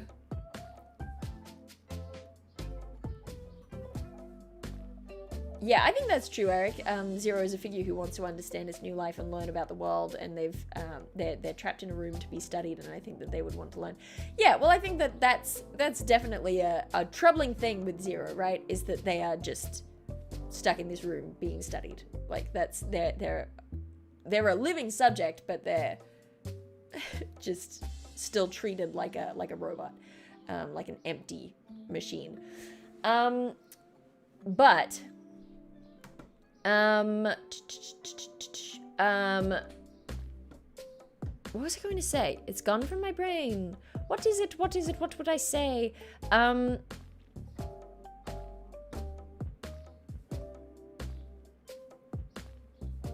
Over time, Blackland wakes up. Good. Zero loses himself. He might even ask the players for help to stay who he is as Blackland's mind takes over. Exactly. So this idea, I think what it all means is that they have to be hot on Blackland's trail. I think that Blackland's death has to be separate from his disappearance now, right? Because I think that they have to. I think it'll be more impactful if the players have met Zero. So they've got the background story with Zero that already paints Zero as a goodie. I want them to meet Zero and for Zero to be a goodie. And then I want Blackland to take over the body. I think if that's what we're doing, if we're putting Blackland in Zero's body, I think that that's how that has to work. Because you want the players to be invested in this character and believe in their goodness, to sort of add to the complication of this final confrontation. And ideally, that means that I'll end up with a more interesting villain battle, because rather than it being a straight up slug to the death, it becomes how can we kick Blackland's soul out of the body and get Zero back in an ideal world, right?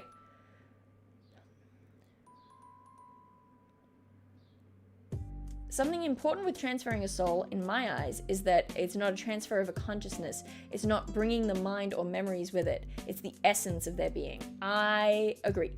And I think maybe the soul has memories, but I do think that it's a separate thing. It's not a consciousness. I agree with that. And I think it's an interesting question because the idea that these different schools exist, right? So the way that this city has been thinking about magic for a long time, this society has been thinking about magic for a long time, is you've got magic that applies to items, which is what automatons are. They're enchanted items. And then there is magic that is applied to people, enchantments that you can cast on people. You can, compel them, whatever. You can cast friends on a person. You can't cast friends on a lamp. But suddenly with these things, you have this crossover. Now it is both an object and a person. And how does that change it? And I do think there is that question that I briefly brought up earlier of, is the soul made of the same stuff? Because it's manifesting because of this magic, all this sort of arcana that's around the place.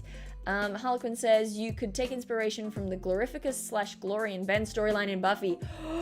Wait, are you trying to tell me that Ben has something to do with Glory? Maybe Glory and Ben are connected somehow. For Buffy fans, this is a very funny joke, okay? I just need the rest of you to bear with me here. Someone says Brendan is evil. Where's Brendan? If Sir loses all HP during that final fight, Blackland has a second option. Oh! You are correct. Oh,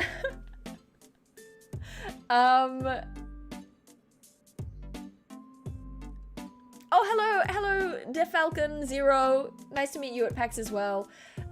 If I told you about my wet socks, I apologize. Because it's not the greatest conversation in the world, but it's all I could think about because they were very wet. So, are we human or are we dancer? Or are we danger? I am both human and danger. So make of that what you will. The socks did come up. Yeah, okay, that checks out. See chat? I told you. I told everyone at PAX about my wet socks. I couldn't stop.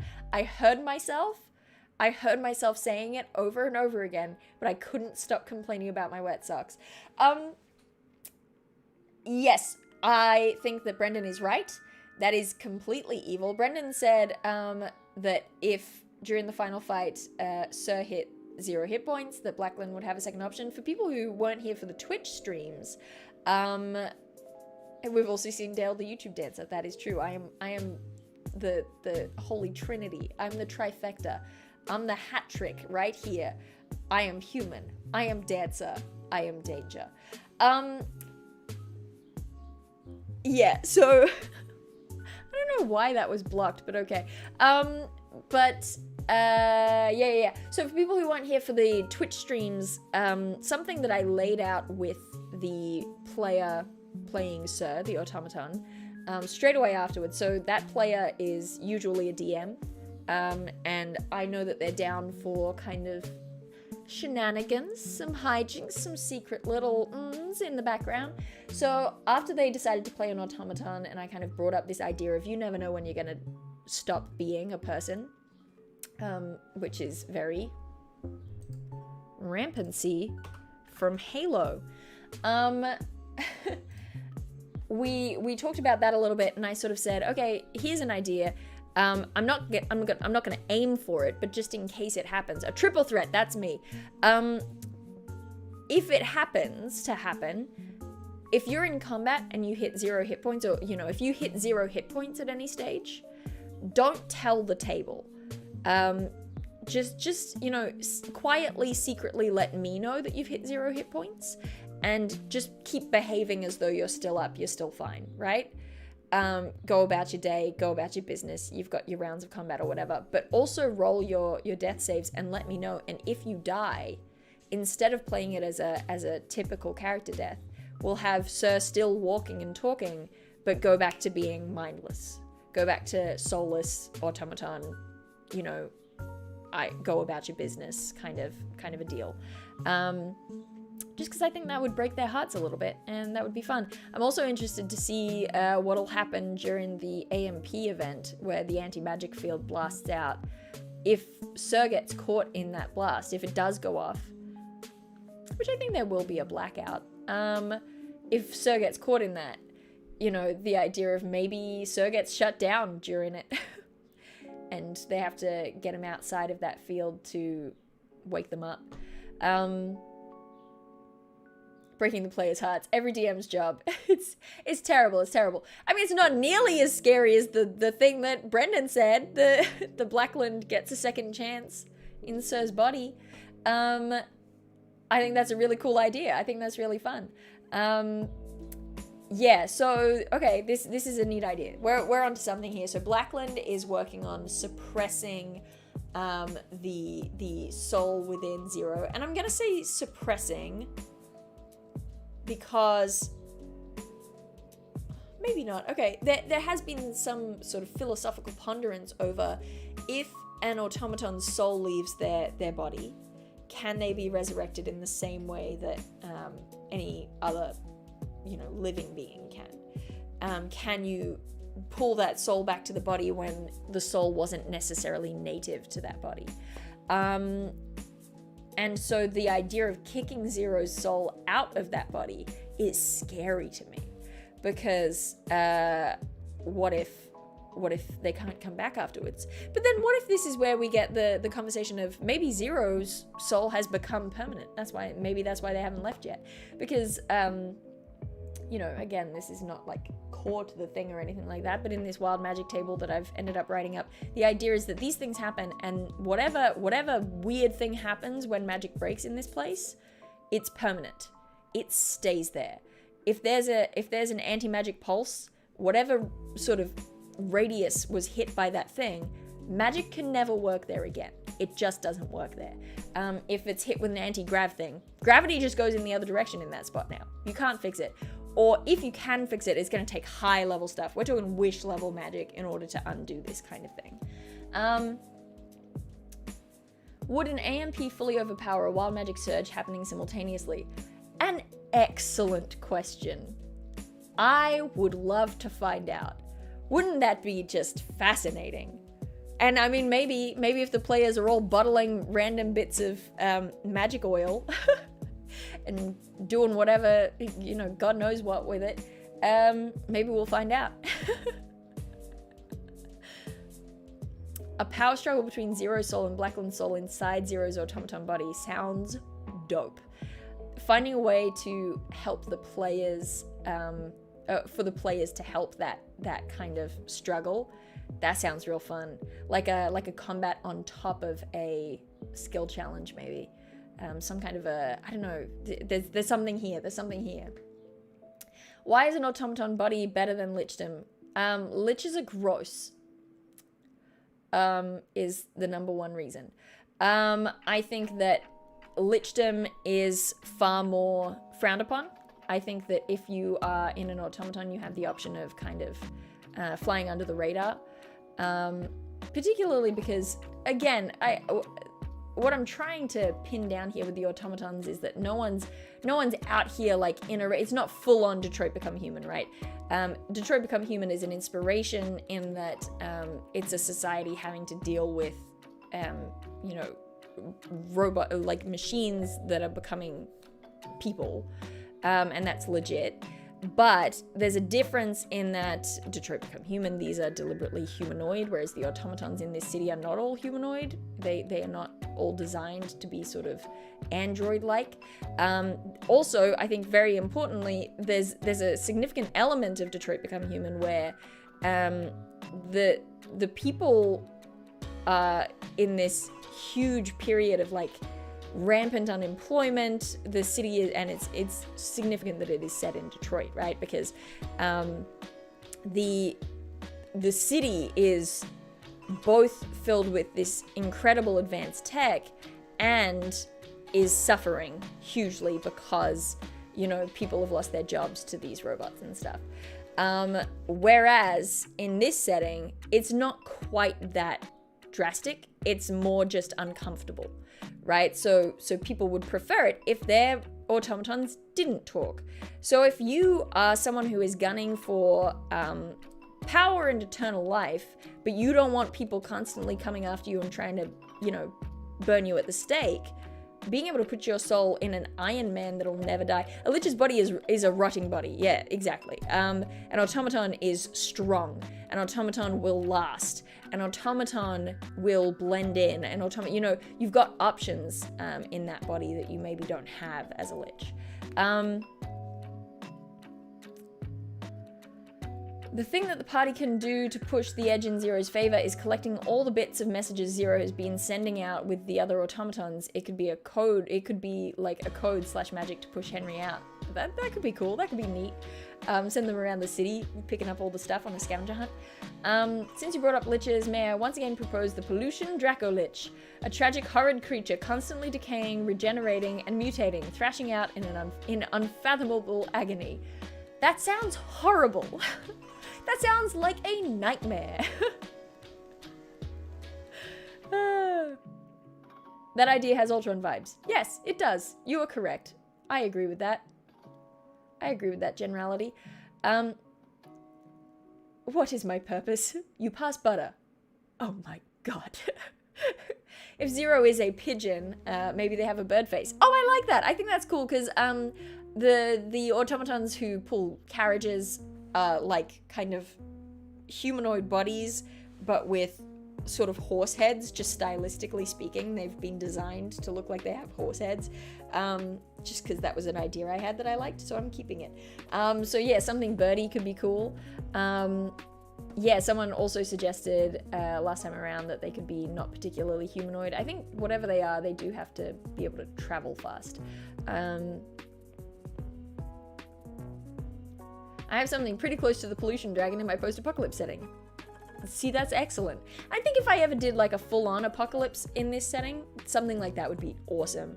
I do want them to fight some kind of a mutated monstrosity at some point, but I'm not sure what it'll be. And it might be earlier on, because I think having boss battles that aren't plot-heavy is easier earlier on. So if I wanted to hit them with the feeling of, because again, I'm aiming for like 10 sessions sort of. So I'm basically planning kind of an 8-session arc with, you know, wiggle room for that to expand to reach 10 sessions, 12 at the far end.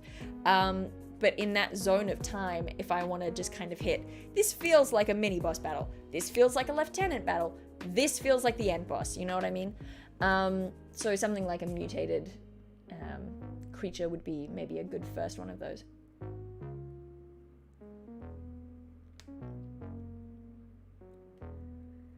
I mean, this is all very interesting as well, because I wasn't thinking of Blackland as, and I don't know why, this wasn't necessarily based on anything, but I wasn't thinking of Blackland as kind of a big bad. I was thinking of Blackland as being kind of, you know, just involved in the conspiracy, but not at the top of it. I was thinking of Blackland as being, I don't know, I guess kind of that lieutenant figure, right? Like this dude who is not an underling, that's not the right word for it, but he's not the top dog, he's just working for someone else. But it's interesting how it does tie in fairly neatly, honestly, to having him be the big bad evil guy. What I really want to figure out, but I don't think I can figure out yet, is how Blackland ended up killing these sort of teen kids that were the player character and their sibling. Because I don't think that was the goal. I don't think it makes sense for it to be the goal, for him to just go out and be like, I'm going to kill you, and just kill them. Yes, lieutenant is how we pronounce lieutenant in I mean, I assume most Commonwealth nations. A mistreated cargo hauling automaton who has awoken and just decided these people are running me into the ground, I'll become a serial killer. Well, so we talked about that a little bit in a previous one. I don't know whether it made it into one of these note things. But last time we did talk a little bit about the possibility, right, of they're becoming people, they're getting souls. That doesn't mean that they are necessarily going to wake up and be good. Doesn't necessarily mean that they're going to wake up and be bad. But, you know, if you have been bashing up your machine and it wakes up and you continue bashing up your machine, is it going to just, you know, turn on you? Is it going to see anything wrong with just, you know, killing peeps? Man, Shad, you are killing this right now, hitting them porn butts. Get him, Shad. So yeah, I don't know whether we have time in the campaign to explore the concept of a killer robot on the loose, but it is something that we talked a little bit about. Sorry, I came in here late. How did the druid siblings get killed? They're not druids. One of them is well, they were tritons, but they weren't druids. But we don't know, and that's the tricky thing here. And I think I as much as I want to figure it out now, because I think it's going to be something that we have to explore fairly early on in the game, I don't want to. The player who's playing that character is really busy at the moment. I don't want to like nag them to tell me about their death, but I think I'm going to have that conversation with them before I can figure out how it all fits in. But what I would like to talk with you all about, I think this might be kind of what we focus on for the rest of the stream. We've been streaming now for close to 2 hours, so we might focus on this and then call it a day. This has been very productive, though. Thank you all so much. I think that I would like to figure out some more details about the druid villain, because I think that they're a slightly separate storyline that we can kind of detach and hook back in later, right? So, lol, trying to get us to focus. I gotta try to get me to focus. So, call it a Dale. John, why would you do this? Why would you do that? Yeah, so the druid, I want to figure out who they are. What's their deal? What's their happening? What's their thing? Particularly, we have to figure out ideals, bonds, flaws, that stuff, because once again, I do have a tragedy bard of my own design in the party. So first thing I want to figure out is, let's talk about a name. I was thinking about what would be a good name for the druid villain extremist person, and I think I'm trying to figure out, for starters, whether they are the leader of the Splinter Cell or whether they are you know, just a member of the group who's a little bit hard to kind of keep in line. But as I was thinking about it, so this kind of ties in with my character from the Dusk campaign with MCDM. But this idea of the druids thinking of themselves as being kind of nature's retribution, right? You know, I am the wildfire. I am the storm. I am the thing that comes back in and reminds you of your place. You know, humans come in and they, or, you know, in this context, not humans, some humans. In this context, they come in, they, you know, they cut down trees, they build stuff with them, and you know what reminds you of nature's dominance in the end is the fire that comes in, is the hurricane, is the whatever. So that idea of extreme weather as kind of a retributive force that comes in and puts people back in their place and reminds them that nature is prime, right? So, you crashed chat but not stream? How does that, what, I mean... McDivitt, I hope you figure it out. Yeah, Gaia could be cool. So, but what I was kind of thinking is what would be a thing that they could take on as saying, that is my name. You know, so something like Flood, Wildfire, Tempest, I guess. But I don't want to be too wanky, but I also don't want it to be too mundane, right? So if for example, actually, if there's people here from like lots of places everywhere, if you have kind of a kind of idiosyncratic, localized term for a thing, for like a major weather event, that would be ideal. Like, so I said wildfire before, but of course in Australia, we tend to call them bushfires, right? So if there's a thing like that in your part of the world, particularly, I mean, it doesn't have to be, of course, but just because, you know, I did pick a city in Brazil. If you are from a Spanish-speaking background and there's like a cool word for any kind of an extreme weather event, that would be maybe a cool option. I am Druid Severe Weather Event. An excellent name. Deluge, Avalanche, The Purge. Nature is healing. El Nino, Squall could be cool. I kind of like Squall. I'm gonna just write down a bunch of these. Squall. Kindling. Brazil is Portuguese. I know that Brazil is Portuguese, but you know what I mean in terms of that that kind of language grouping, right? I don't want to get, I know they're all like Romance languages and stuff, but I don't want to get too far towards Italian, French, Latin, any of that stuff. But good call calling me out on saying Brazil Spanish. You are exactly correct, Deus. Typhoon. I mean, it feels a little too soon, but you are correct. I hope that you've been doing fine. The Maya inspired the word for hurricane. Really? Gale. That's, you make an excellent point.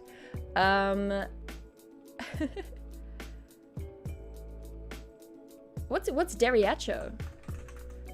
Apologies for pronunciation. It means one-armed. Oh, hurricane means one-armed? Really? Big storm all in all one place. Oh, interesting. Okay. There are more people calling me out on saying Brazil Spanish-based. You are right, and I shouldn't have said it. I shouldn't have said it. I know better. I shouldn't have said it.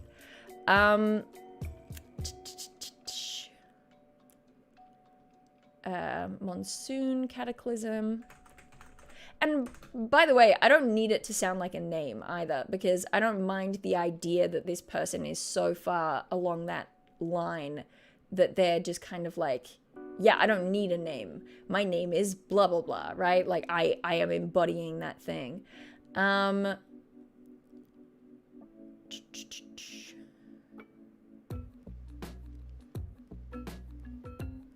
Typhoon Druid really sounds Pacific Rim inspired. I could think of a Jaeger that would be Typhoon Druid. That's true. Sharknado. Yeah, anyone have alternate names for quakes? That's a good point. earthquakes? Are there different words for that people can think of? Undertow, which, P.S., we call a rip in Australia. Don't get caught in a rip. Fireline. Harvest. Oh, geez. That sounds scary. That sounds scary. Tremor. Tremor could be a good one. I kind of like tremor.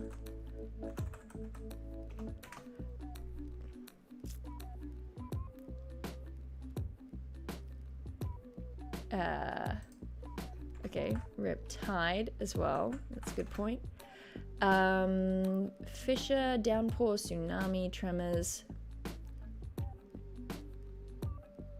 Oh, willy willies, yeah.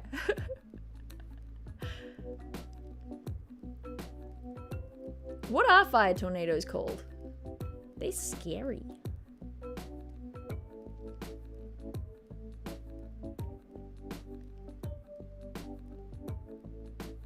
Caldera. Cataclysm, deluge, pre-shock, seismic wave, epicenter, firewalls, nor'easter. I'm kind of leaning in the direction of tremor at this point, so I'm going to highlight it, but I'm not going to decide. That'll be a thing that we can all just kind of dwell on, think about, all right? But there's our list for the time being, all right? So we've got some names that we can work with, but that's kind of the direction that I'm thinking for names. What's their deal? What do we think is their deal? That's not a helpful question. Let me try and think of something that is more specific, all right? Do we think that they are the leader of this cell, or do we think that they are just kind of real intense about it and involved in the situation? Like, do we think, and maybe actually it is worth thinking, if the player character has chosen to be an eco-terrorist, and I don't want to like shame them for that choice, but I do want them to kind of be pushed on it a little bit. Okay, lieutenant, second in command. I like that. 2IC of the cell. I kind of like that because I like the idea that, you know, the person, it's not, I don't think it is as black and white as just this is good, this is bad. Or rather, I don't think that I can afford to make it that black and white when the player is on such a dark end of the grey, the grey part of the spectrum. I think it has to be a gradient, right? So, you know, maybe this person in the group is the one who's the villain. I love that you're all spelling lieutenant with an F. It's spelled the same. We just say lieutenant. Lieutenant only because the original circle of druids have been eliminated, leaving them the last one standing, but keep title to honor the once circle. Interesting idea. Villainless sense of what druid society was originally to get humanity back in balance with nature, to see itself as part of nature. Good call, Toast Milk. Villain... Yeah. That idea of them getting lost in the like retributive aspect of it, and losing sight of that kind of balance and making them connect and be part of the system, right? I think it's cool if while they're 2IC, they're still the PC's direct superior, so you get lots of juicy interaction. I agree, Lev. I agree. Sort of direct point of contact for V. Yeah, I think that is true. I think we can still play with a little bit of that sense of betrayal, maybe, depending on how the player feels about it, right? The player might go all in and be like, yes, let's blow up the school that I grew up in or whatever, right? Like, they might go along with that. I have faith, though.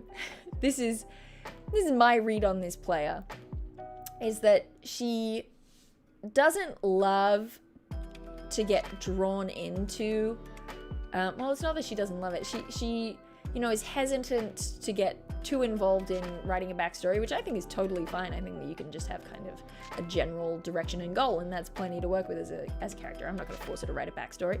But she she wants to treat it as a video game, but constantly finds herself pushed to still thinking about morality. It's always so fun to see. So this is the same player who I've mentioned in videos on the channel before, where we've talked about a game that I was running, and I gave the player characters a dead man's ring that he asked them to take to the grave of his dead husband. And then she had the ring on, put the ring on, and overnight it attuned to her, and she found out it was a ring of fireballs. This was like a 3rd level play. I gave them access to fireball way early. It was so powerful. She loved it so much. She was having so much fun. But the reason that I did it was because I knew that they were heading this whole time towards that cemetery, and that she was gonna be confronted with, you're meant to give this ring to a dead guy. He can't use it, right? He's not going to get any use out of it. But what are you going to do when you get there? Are you going to keep the ring for yourself, or are you going to give it back? And the way that I balance that, because again, I don't like it to be punishing. I just like it to be a question. I just like it to be a little more a question. What is your choice as a character? Do you give the ring to this dead guy who can't use it, or do you keep it because it's super useful to you, right? No judgment in that. You either get to keep the ring, or the alternative is I give you a different magic item in the next session to make up for the loss of this thing, right? So it's just this really fun thing to do, and watching her as a player really want to play it like a video game where she doesn't care, but every single time getting sucked into caring about the morals. That is so fun for me, and I hope it's fun for her too, because I'm gonna do it again.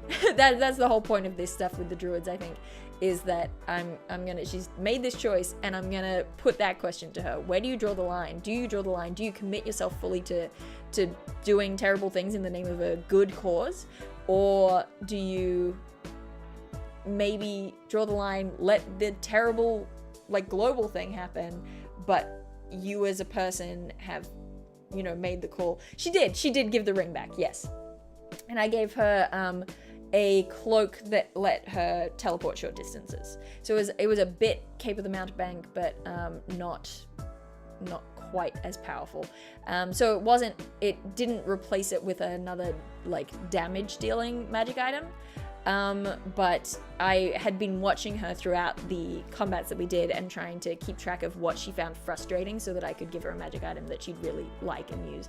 And she was a small character with like a 25-foot speed, and she found it really frustrating having to, she clearly wanted to run places, but didn't want to give up actions or anything like that to get there. She was a bard.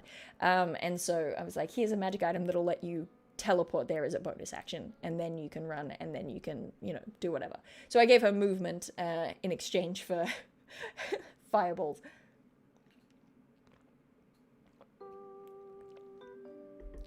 You know what, Rodrigo? That's fair enough.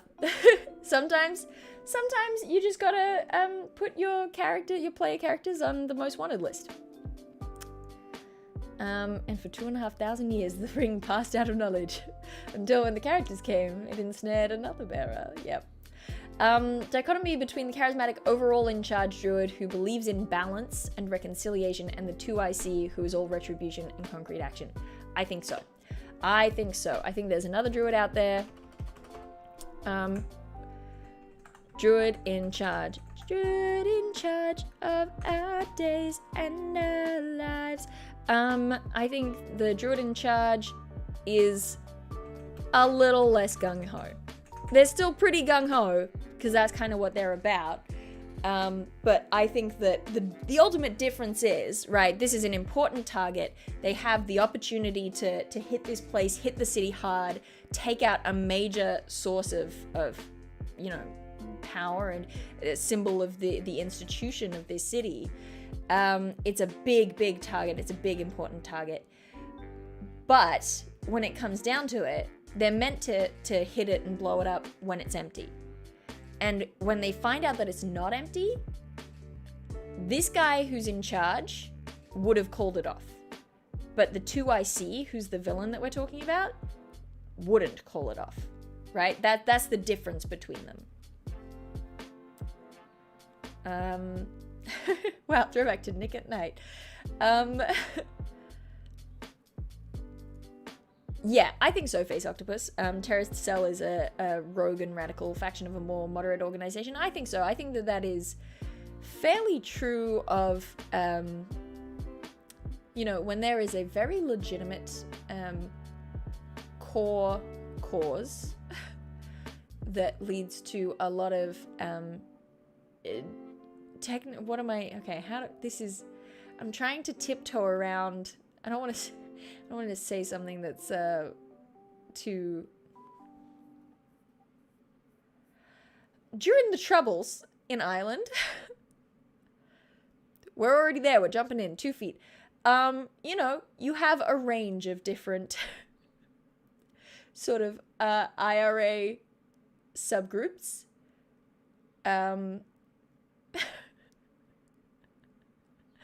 And this represents one of the more extreme ones. Yeah, we're jumping in. I'm not getting any deeper than that, but you see what I'm saying, right? I think the guy in charge of the circle might be constantly sick because of the pollution. So the 2IC is kind of practically the leader. Interesting pitch. Interesting pitch.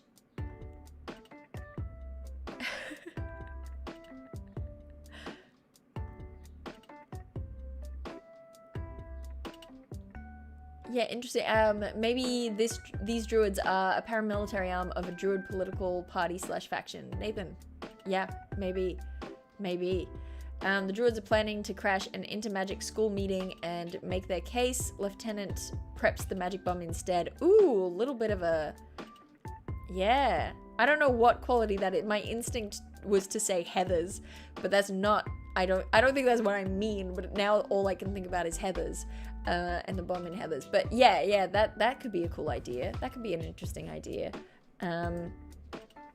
So druids plan a protest feels like to demonstration at this major meeting of the academies.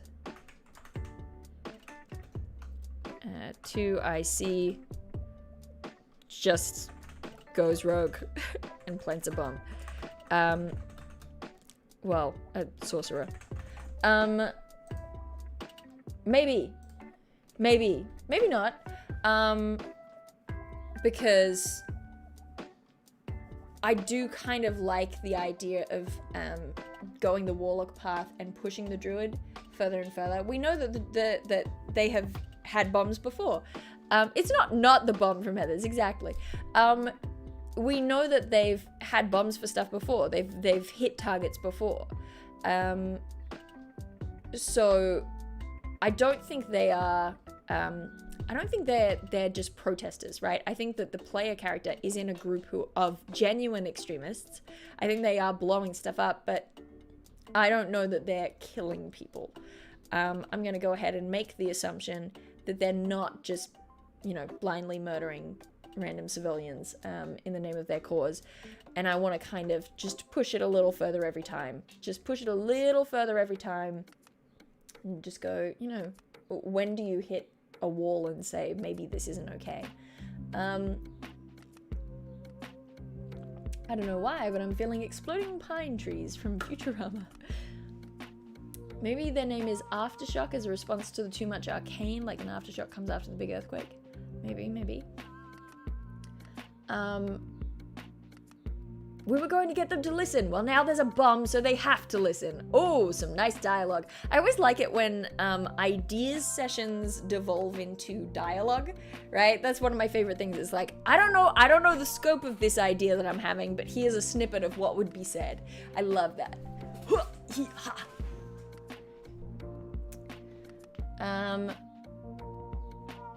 Maybe they were planning to hit the other empty school while the meeting was being attended. Oh, but the 2IC, the lieutenant, makes the executive decision to change the target. Ooh.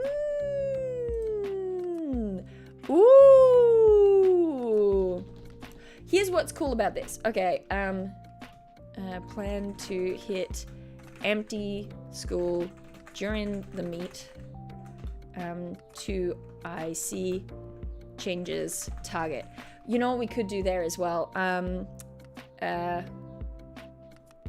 Boss druid has been getting sicker, right? So they first show up and they're fine, but you know, they're getting a bit crook. And as they go on, they get sicker and sicker until they are weak enough that 2IC can make that call and say, I'm taking over because you are not in a condition to do this anymore. I'm making the executive decision. What's neat about that, right? Because what I've been trying to figure out is you want to give the players the opportunity to figure a thing out and stop it from happening. But I think it would be a really cool event to have the blackout, right? So I don't want it to... who's suggesting a double twist? The Bane bomb thing, except they're faking the bomb, except 2IC isn't. Oh, the double twist. Oh, could 2IC be using the concentrated mana to poison the leader? Maybe. Or maybe the leader is just like hardcore refusing to leave the Triton City and is getting sicker because they live there, you know? Any number of things, but I think they definitely are pollution poisoning. But we've got multiple people calling for 2IC to be poisoning the boss. So I'm going to write that down. Is 2IC poisoning boss druid? But, okay, I do want the blackout to happen, but I don't want to take away the opportunity from the players to stop the bad thing, right? That's a thing that they can do, particularly because the druid player might be kind of in on it. So, what this opportunity gives us, this idea of the meat, the academies coming together and them being the target, it gives us the opportunity for the druids to have been trying to hit multiple schools. Maybe they've got multiple sorcerers in the wings ready to go, right? And they're planting them in each of the schools, and they're not meant to hit the one where they're meeting. Because there's 4 schools, right? So, you know, they've planted 3 and they've just not hit that one. But then find out that this last school that they're not meant to hit is going to get hit. They can stop the druid villain. They can stop the bomb in time. But you can still have, you know, one of the other ones go off and have the blackout that way. Possibly. I don't know. I'm just saying that we're opening up more avenues here. We're opening up more avenues. Maybe one is anti-magic, the other one is anti-gravity. Well, I think they would all do slightly different things, right? Because I don't think that they can control them. And I think that this makes it better. Because I think they just want to hit it hard, right? So that idea, I'm kind of ditching this thing, right? This thing that I was already like, I don't know about that. Where I was like, oh yeah, it'll just take out the magic of the place. It's not gonna, it's whatever, it's fine. It's just gonna be anti-magic. The thing that bugged me about that, or one of the things that bugged me about that, was they can't know that. They don't know what's gonna happen when magic breaks. And this maintains that, right? The idea of the change in target kind of maintains that. Maybe they do know it's dangerous and it's gonna hurt things, but when it's an empty school and it's just gonna blow up the building or whatever, that's fine. That's just gonna disrupt the system and give us more opportunities to, you know, take them down. But when you hit people with that, that's bad.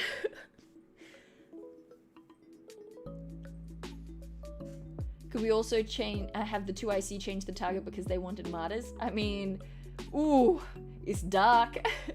Decoy bomb is always viable. 2 bombs, the sadistic choice. Ooh, Luck Revenant. Ooh.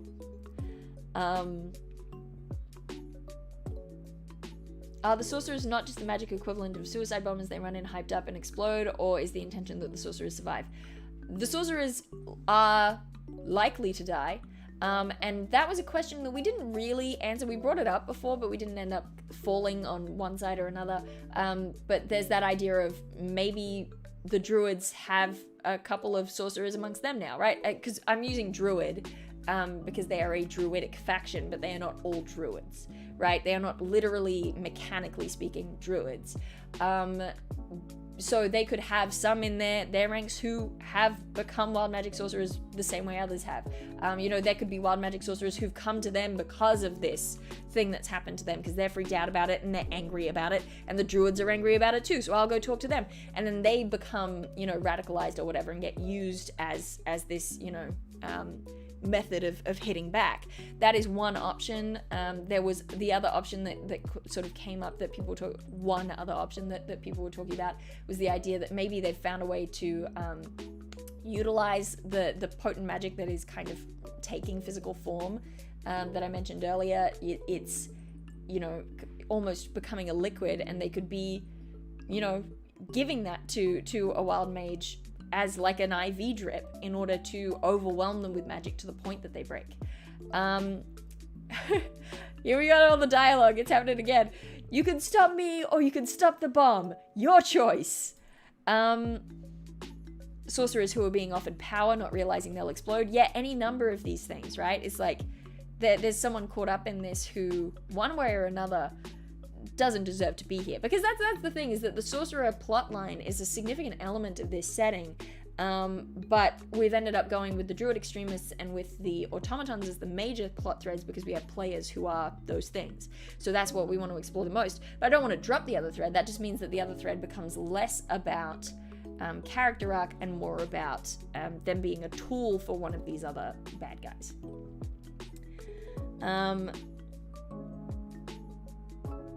I think there are some sorcerers who are willing to do the bomb, but maybe one was kidnapped. Another layer of moral quandary. Yeah, that's kind of, we have that option, right? If we're targeting multiple places or whatever, then we have scope.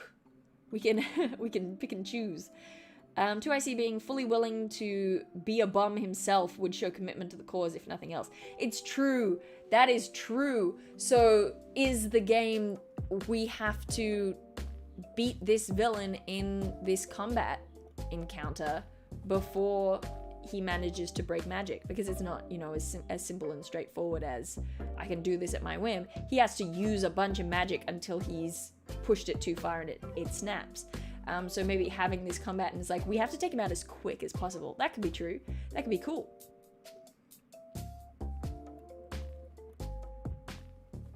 I joined late, so sorry if you've gone over this, but what is the primary motivation of 2IC? So, this is going to be the tail end, because we're probably going to wrap up in half an hour. We'll see how long we keep going for.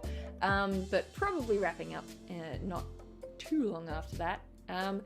But this can be our sort of bookending thing for people who are here in the second half who weren't here in the early stage.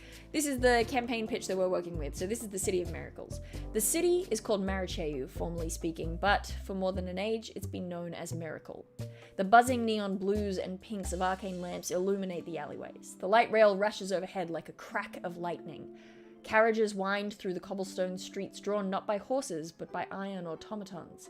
Magic is dense here, packed into every conceivable corner, every element glimmering with illimitable potential. It is the technological zenith of the Industrial Revolution and the decadent indulgence of the Roaring Twenties combined. Other cities are like this, but no other city is like this. The acute concentration of magic from the population center is not without its ripple effects.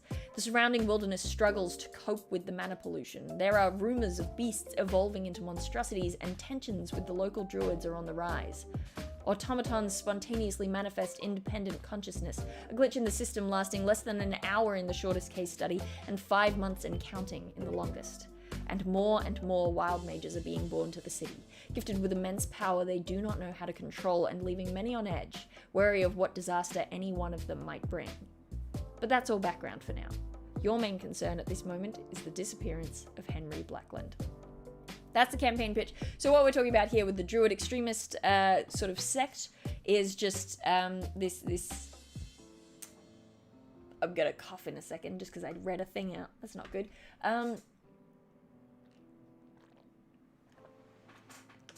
So, the druids are basically just like the only way that at least this group is sort of like the only way to stop this from happening is to take out the city.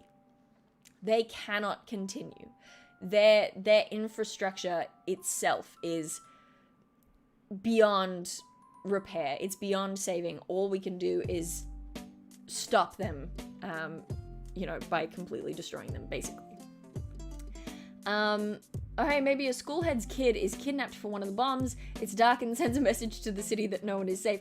Yeah, but again, I don't know if I'm willing to kill a kid in the campaign. And I think that if I did that, I would have to be, if it becomes, will the hero save the kid in time? The danger there is that they won't. And I just don't know that I'm fully willing to go that far.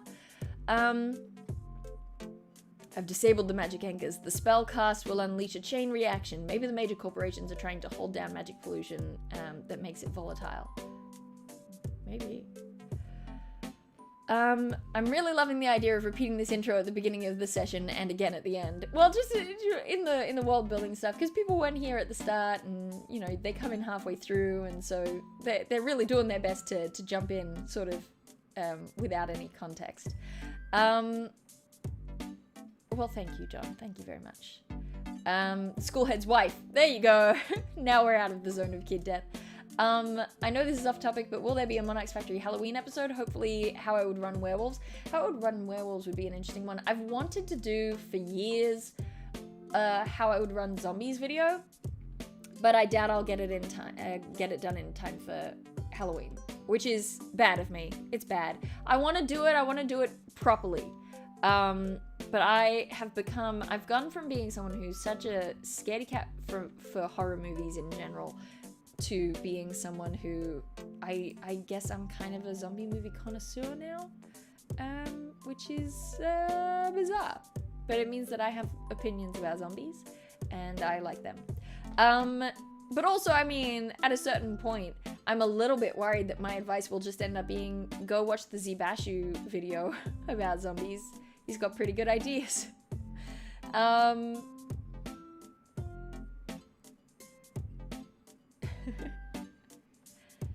Put it out a week late and claim it's Australian Halloween? Yeah. In Australia, we celebrate Halloween at the start of November. I absolutely have seen Train to Busan, Ash, and it is incredible.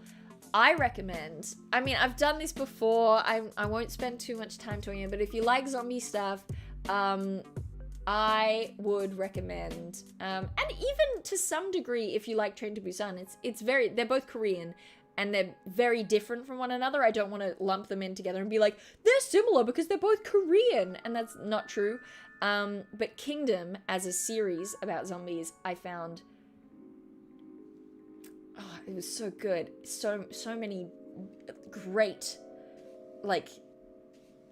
cinematic moments. I don't mean that necessarily visually, although they were visually cinematic, but the scope, the story, the way that it kind of fell together. There are so many brilliant moments. If you're not into, this feels very funny to say, but I've learned that a lot of people in my chat previously when I've brought it up, people who are fine with zombies can be not fine with cannibalism. And there is a little bit of non-zombie cannibalism in Kingdom, so be warned. But if you're chill with that, it's a really good series. And the reason I do say that if you like Train to Busan, you might be interested in it, is because Train to Busan had that very core thing of talking about class disparity, which is very big in Korean sort of cinema and television at the moment. Or bigger in cinema, I would say, than TV. But Kingdom is a period piece, but it is also kind of tackling that question of class disparity. Yes. Anyway, I recommend Kingdom. That's all I'm saying. I think it was fun. I have minor gripes with the finale, but overall just incredible. Really, really good. And they recently also did a movie that's between, so they've got 2 seasons of Kingdom, a movie that's kind of a prequel, and then they're gonna do another season. So there you go. Now's the time to catch up. If you were interested in it. That's my zombie recommendation of the day. that Zibashu video about has one of the funniest lines along the lines of, no matter how many Matt versus Scary gurgles you produce, zombies in D&D are kind of underwhelming. Yeah, oh, it's a good video. It's really good. I very much recommend the Zibashu video to anyone who hasn't seen it. He's such a good creator. You all rely so heavily on magic to abjure from the most basic elements of nature. You need to feel the sting of cold air, the heat of a raging fire, the pull of gravity. Well, this is, okay, so this thing that someone brought up, I don't remember who it was, one of you, good braining. Derek, I was just recommended your channel and you're the first person who has made the process of DM prep actually click for me, so thanks. Oh, that's really sweet. I'm very impressed with that because I don't know whether I fully understand the process of DM prep, but I'm glad that you feel better about it. I think I just talk a lot until things start to make sense, and that's why these kinds of streams are really helpful for me. I like to have that back and forth sounding board thing, and it works really well with chat. It works really well talking with my brother, with my mother, with my cousin, any number of people. I just find that really helpful. So what are my different things that can happen when you break magic? Let me just pull that up. I don't know where it is. I don't know where it is. I'm gonna go back to the chatting screen for a minute and see if I can find where the hell the thing is.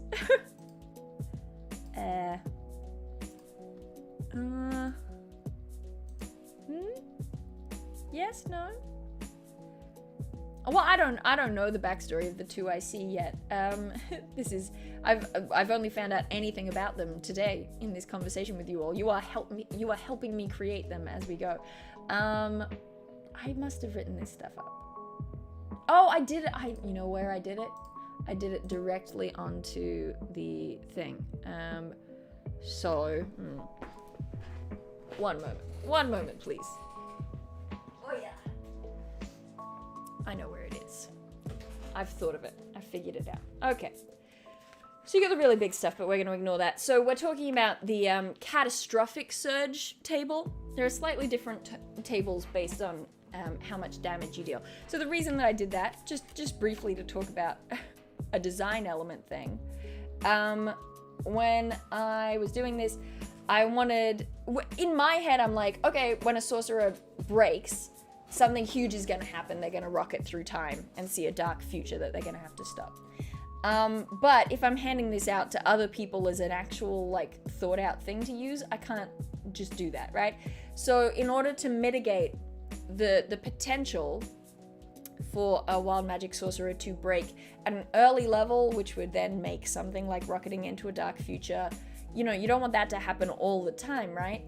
So trying to mitigate how many times magic breaks for a player character who's playing a wild magic sorcerer is a bigger deal.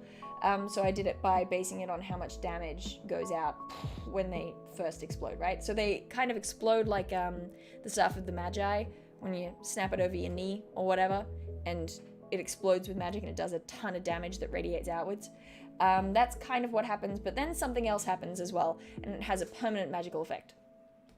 So there is a smaller table that exists that's just a troubling surge, but we're looking at the sort of middle table, which is catastrophic surges. So things that I have included in here is that you get sent into a dark future, like I just said.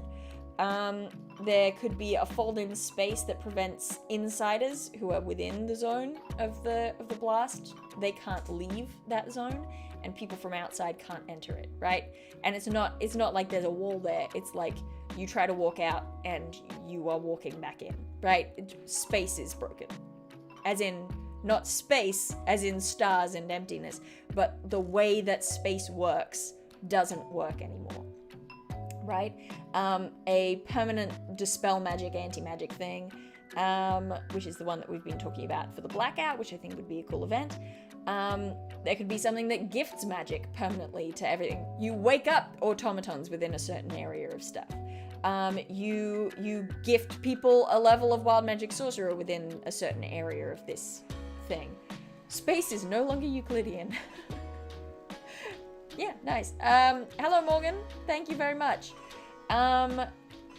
classic Calamity break. I mentioned that I watched Calamity not that long ago, finally. That thing where all the magic items suddenly just explode as well, because magic is exploding, so they're exploding. Groundhog Day. Anyone who is within the blast just keeps waking up on the same day. Over and over again. Can't stop it. Ooh! Ooh, I forgot about that one. Ooh, some of these are a little nasty. Okay, one that's not that nasty is It's a Wonderful Life, where you were never born. You know, as in the sorcerer themselves, they break, and whatever reality they end up in is one where they were never born.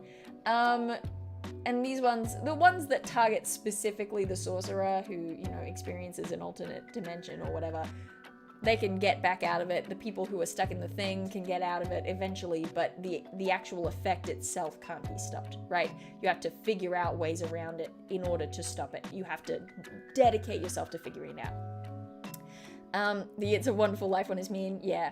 These ones are kind of spooky, in a weird way.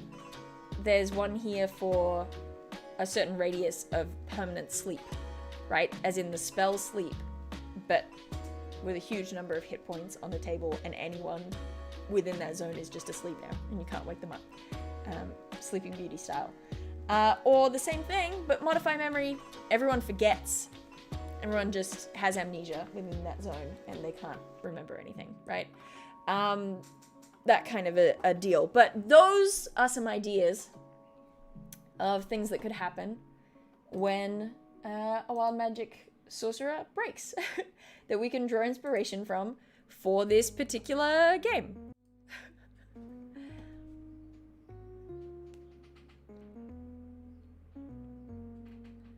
Maybe too, I see lost family to wild magic. The cleanup crew was callous about it. Blackland was part of that crew. Ooh, interesting idea. I'm just gonna fully copy paste that, Sergio. Just gonna stick that in here as a maybe, because I think that's worthwhile thinking about. I don't need the, get out of here. Cool. You have a lame human body that needs to sleep, Eric. That's okay. We're gonna wrap up. No, not too long from now anyway. You're not gonna miss too much. But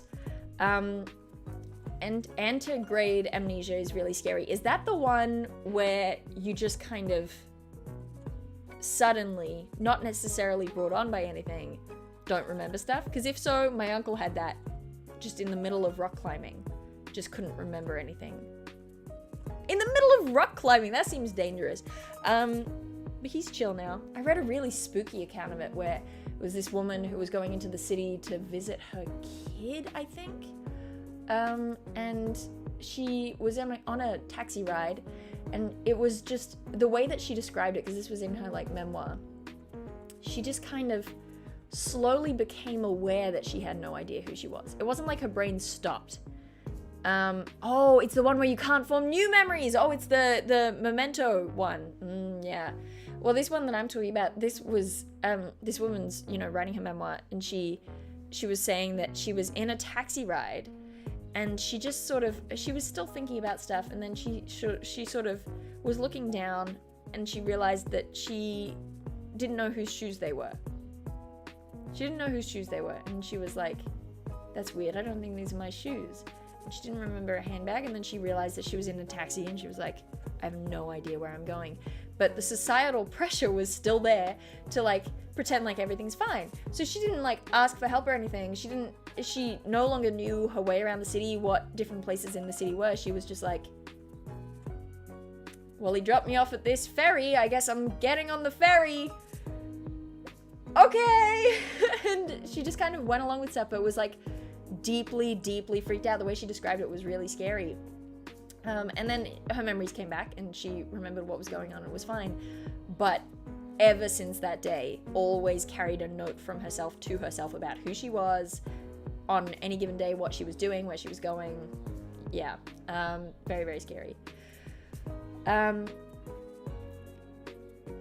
but there are different kinds of retrograde amnesia is the tricky thing. Because if anterograde amnesia is the you can't form new memories one, retrograde is the one that you lose your old memories, but there are multiple different kinds of it. Yeah, anyway. But yeah, I mean, if any of those stood out to you as being another particular, I mean, I could roll randomly on the day, but you know, it might be good to take the opportunity to be like, what's the most cinematic option? Like, I like the idea of the blackout. What's one of the other ones that could be happening? Yeah, I mean, it could be particularly terrible if in a room full of powerful mages you get the calamity break, but you know, the gift magic within a certain area one could be scary. The everyone going to sleep one could be scary. Broken space dome is great. You like the broken space dome? Someone told me about a time when someone was choking and just sat there without conveying need for help, as if it would be too awkward or something. See, that's terrifying. Also, can we just bring up really briefly, Matt Colville has experienced that kind of amnesia that I was just talking about. I think, if I'm remembering correctly. He just once in the middle of a conversation was just like, oh yeah, that time that I got amnesia. And we, again, it's that social thing. We were all just like, yeah, okay. But then immediately after that stream, I was like, why didn't I grill him about his amnesia? Because what? You can't just casually drop into conversation that time that you had amnesia. But I suppose now that I've known someone who experienced it, it is a little bit like asking them questions about a thing they can't remember, right? It's like, I don't know what to tell you. I just suddenly was aware that I didn't know anything. Yeah, anyway, but there you go. Just so you know, at some point, Colville had amnesia. And I don't know the details. I can't say more right now, because I didn't ask for the details. Like an idiot. I want the details. So that's very, very weird. But it sounds like it was transient global amnesia. Yes, which is the one that my uncle had. Which, you know, I'm glad he remembered how to rock climb, I guess, in order to not... Yeah. The minute that he said it happened while he was rock climbing, I was like, did you fall? Like, did you fall and hit your head? And that's how it happened? And he was like, no, it was just suddenly I couldn't remember anything, which is very frightening. Brains are weird, yo. Brains are real weird.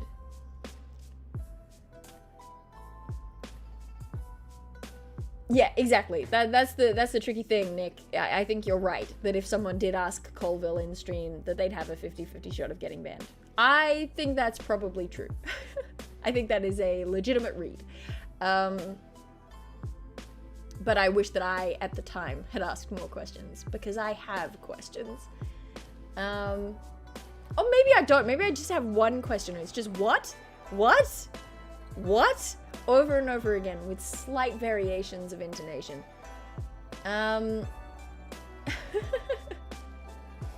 Spellcraft, hello. I'm sorry that you were late. We're gonna wrap up not too long from now. But you know, if you watched the thing, I hope that you enjoyed it. I hope you enjoyed some of the ideas. We had some great moments of epiphany.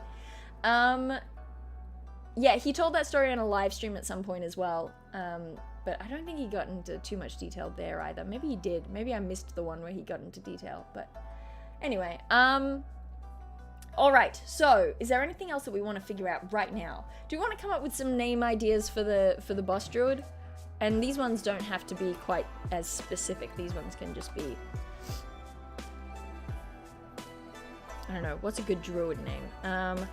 I think I want 2IC baddie druid to be int based, int forward. We talked about the idea of the boss druid being charismatic, a charismatic leader who's gotten sick. So what's a name that kind of carries charisma?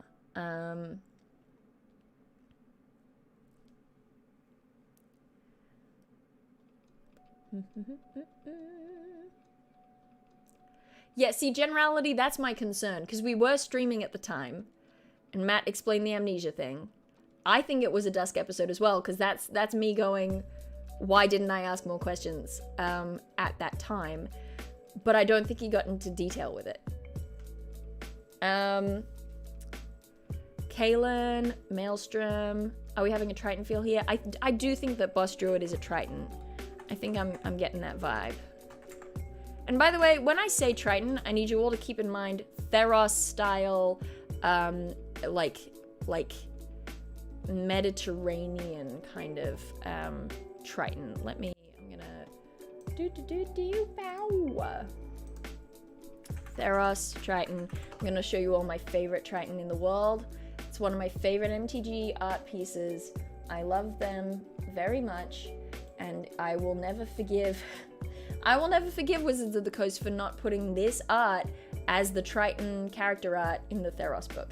It makes no sense to me. It's so upsetting, genuinely, deeply.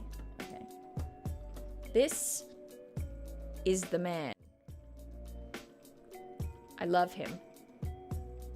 He's my favorite. I think he is very cool. So this is what, when I say Triton, picture this, all right? That's what we're talking about here. All right, so, gotta scroll back up. The Bright Speaker, fun idea. Bright Speaker. Charisma is the actual name.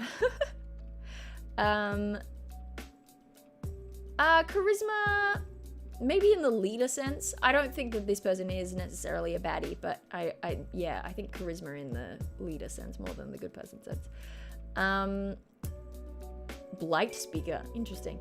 Elderberry, Charisma Woodcarver, Charisma Carpenter.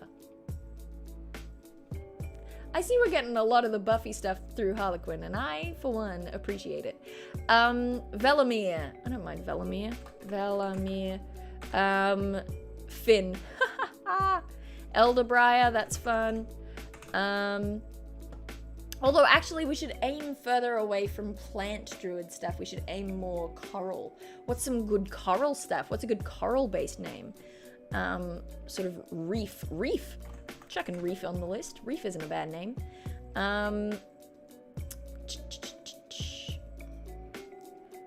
Yeah, interesting. Wildfire. I mean, I kept saying this in Dusk over and over again. I was saying fire is not contrary to nature, right? There is a lot about fire that is an important part of the ecosystem and regrowth and sort of resetting. Not in the way that we're getting like in the real world right now. That's global warming. But, you know, previous to that, bushfires still existed, and eucalyptus trees grow, they repopulate through fire. Black ash is a type of tree. Charybdis. It's a good reference, so I want to put it down, even though I don't love the name. I'm throwing it in there. Yeah, see, he's a buff looking Triton, bruh. Larua, Evertide, that's fun. Evertide, I don't mind Larua. That Mohawk fin is legit. It is legit, and I'm glad that you know that. I'm glad that you see it.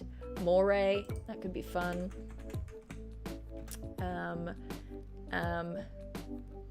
Something about Manta. Play with the, yeah, anyway. A Poseidon epithet. Ooh! Look up Poseidon epithets. Some of them are boring, like, you know, beard shaker or whatever. But some of them are cool. Some of them are very cool. Thalas, Amberjack. Water Brian.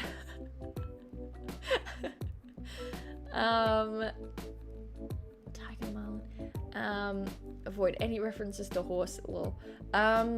Let's see, actually, okay. Let's pull up theoi.com. This, we're deviating back into mythology real briefly. If you are interested in mythology, ignore the ads. If you are interested in mythology, and you want to do your research online rather than via books that can be very expensive, really good books can be really expensive for whatever reason. But theoi.com, really good. Really good. They have free translations as well. This is not important, but they have free translations of tons of source texts. It's super handy. Super handy. If you're into mythology, check out Theoi. Kind of like Siren. I'm adding Siren. Cool. So let's go to epithets. Neptune itself actually isn't a bad idea. I'm gonna add Neptune.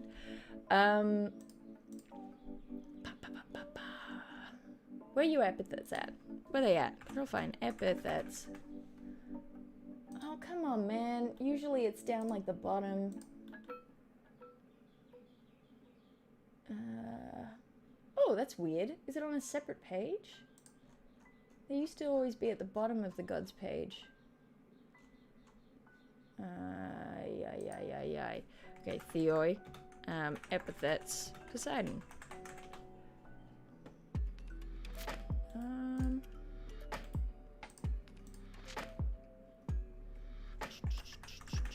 This is the best of here we go. Cult titles and epithets.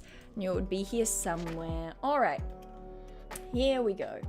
You get some really boring ones. King, Lord of the Sea, Shaker of the Earth, Overseer, Watcher of the Horses. Here's all this horse stuff. And then place stuff. You know, what cities were they associated with? Oh geez, he doesn't have as many as most of them. I mean, there might be separate ones in Cult 1. Cult 1, you got any epithets? You got no epithets? No? Okay, that's fine. He's got a shorter list than half the others. Secures safe voyage. That could be a fun one. Overseer, though. Why am I skimming over that?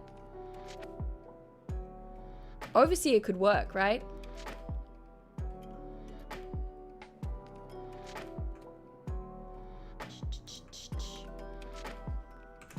Overseer.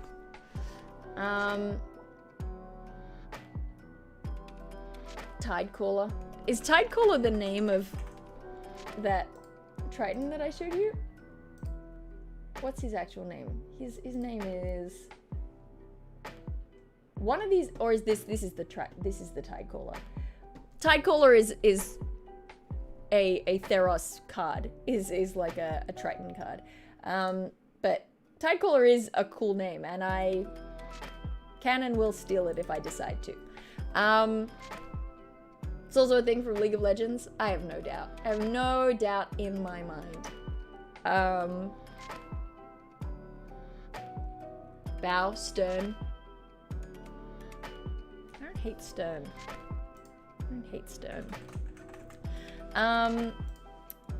Cool.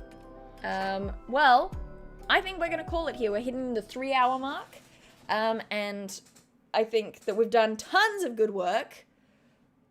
And I think that we've earned this break. But thank you so much for everyone coming and joining in and helping out. I think we genuinely had some interesting breakthroughs that are gonna form the shape of the thing.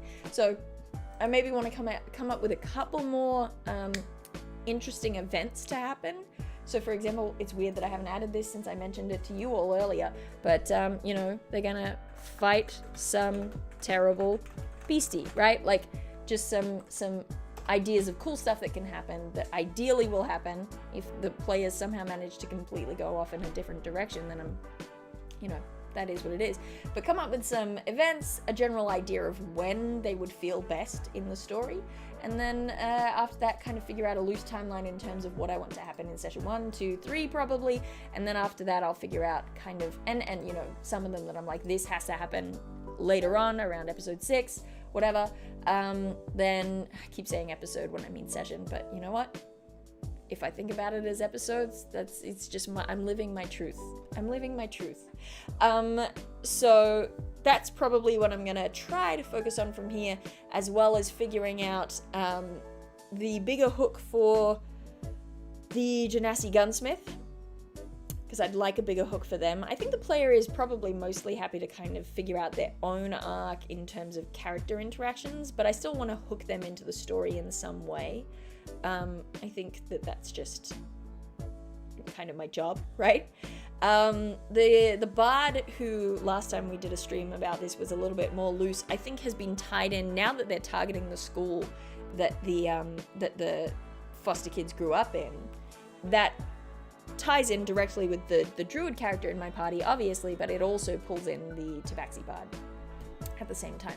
So they're kind of tied in now, so I think conversations with players, I really want to have a conversation with my gunsmith to figure out their kind of personal goals and how to tie them into this stuff, and I would like to have a conversation with the haunted sorcerer about Henry Blackland and their death and figure out how that fits in. They are a fire genasi, thank you for asking.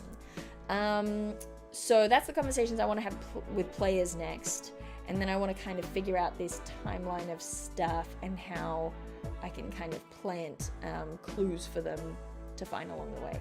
It's ended up much more investigation-y than I initially intended for this campaign to be, but I think that's kind of a pitfall of urban campaigns. I think they just naturally lend themselves to that kind of gameplay. And you know what? The Alexandrian blog has plenty of advice for me on that, so I'll figure it out on the way. You can only learn by doing. You can only learn by doing. So, thank you so much for all of your help today. Lovely, lovely chatters. All of the member joiners and people who donated the super chats. It's very nice of you, and it made me feel good. And thank you for that as well. Thank you for Shad, who was our mod today, blasting porn bots out of the sky left and right. So we've had a great time, everybody. Thank you. Round of applause. Pat yourself on the back. Feel good about it. And we're gonna call it a day. And yeah, don't forget to join as a member if you want access to cool emotes. Anyone who joined as a member can stick your emotes in the thing, and I'm gonna add more emotes after this because we've got more members now, so we will have unlocked more emotes. How good is that? So, you know, the more we get, the more we get. How good is that? And I have deliberately set the membership price as low as I possibly can for all of you. There you go. And it finally actually works. Thank you for sounding off in chat. It has been wonderful. Thank you so much. Once again, have a good evening, morning, afternoon, night. Yeah, look on. That 6 minutes counts. That 6 minutes counts. All right. Have a good time zone, everybody. And I will see you some other time. Goodbye.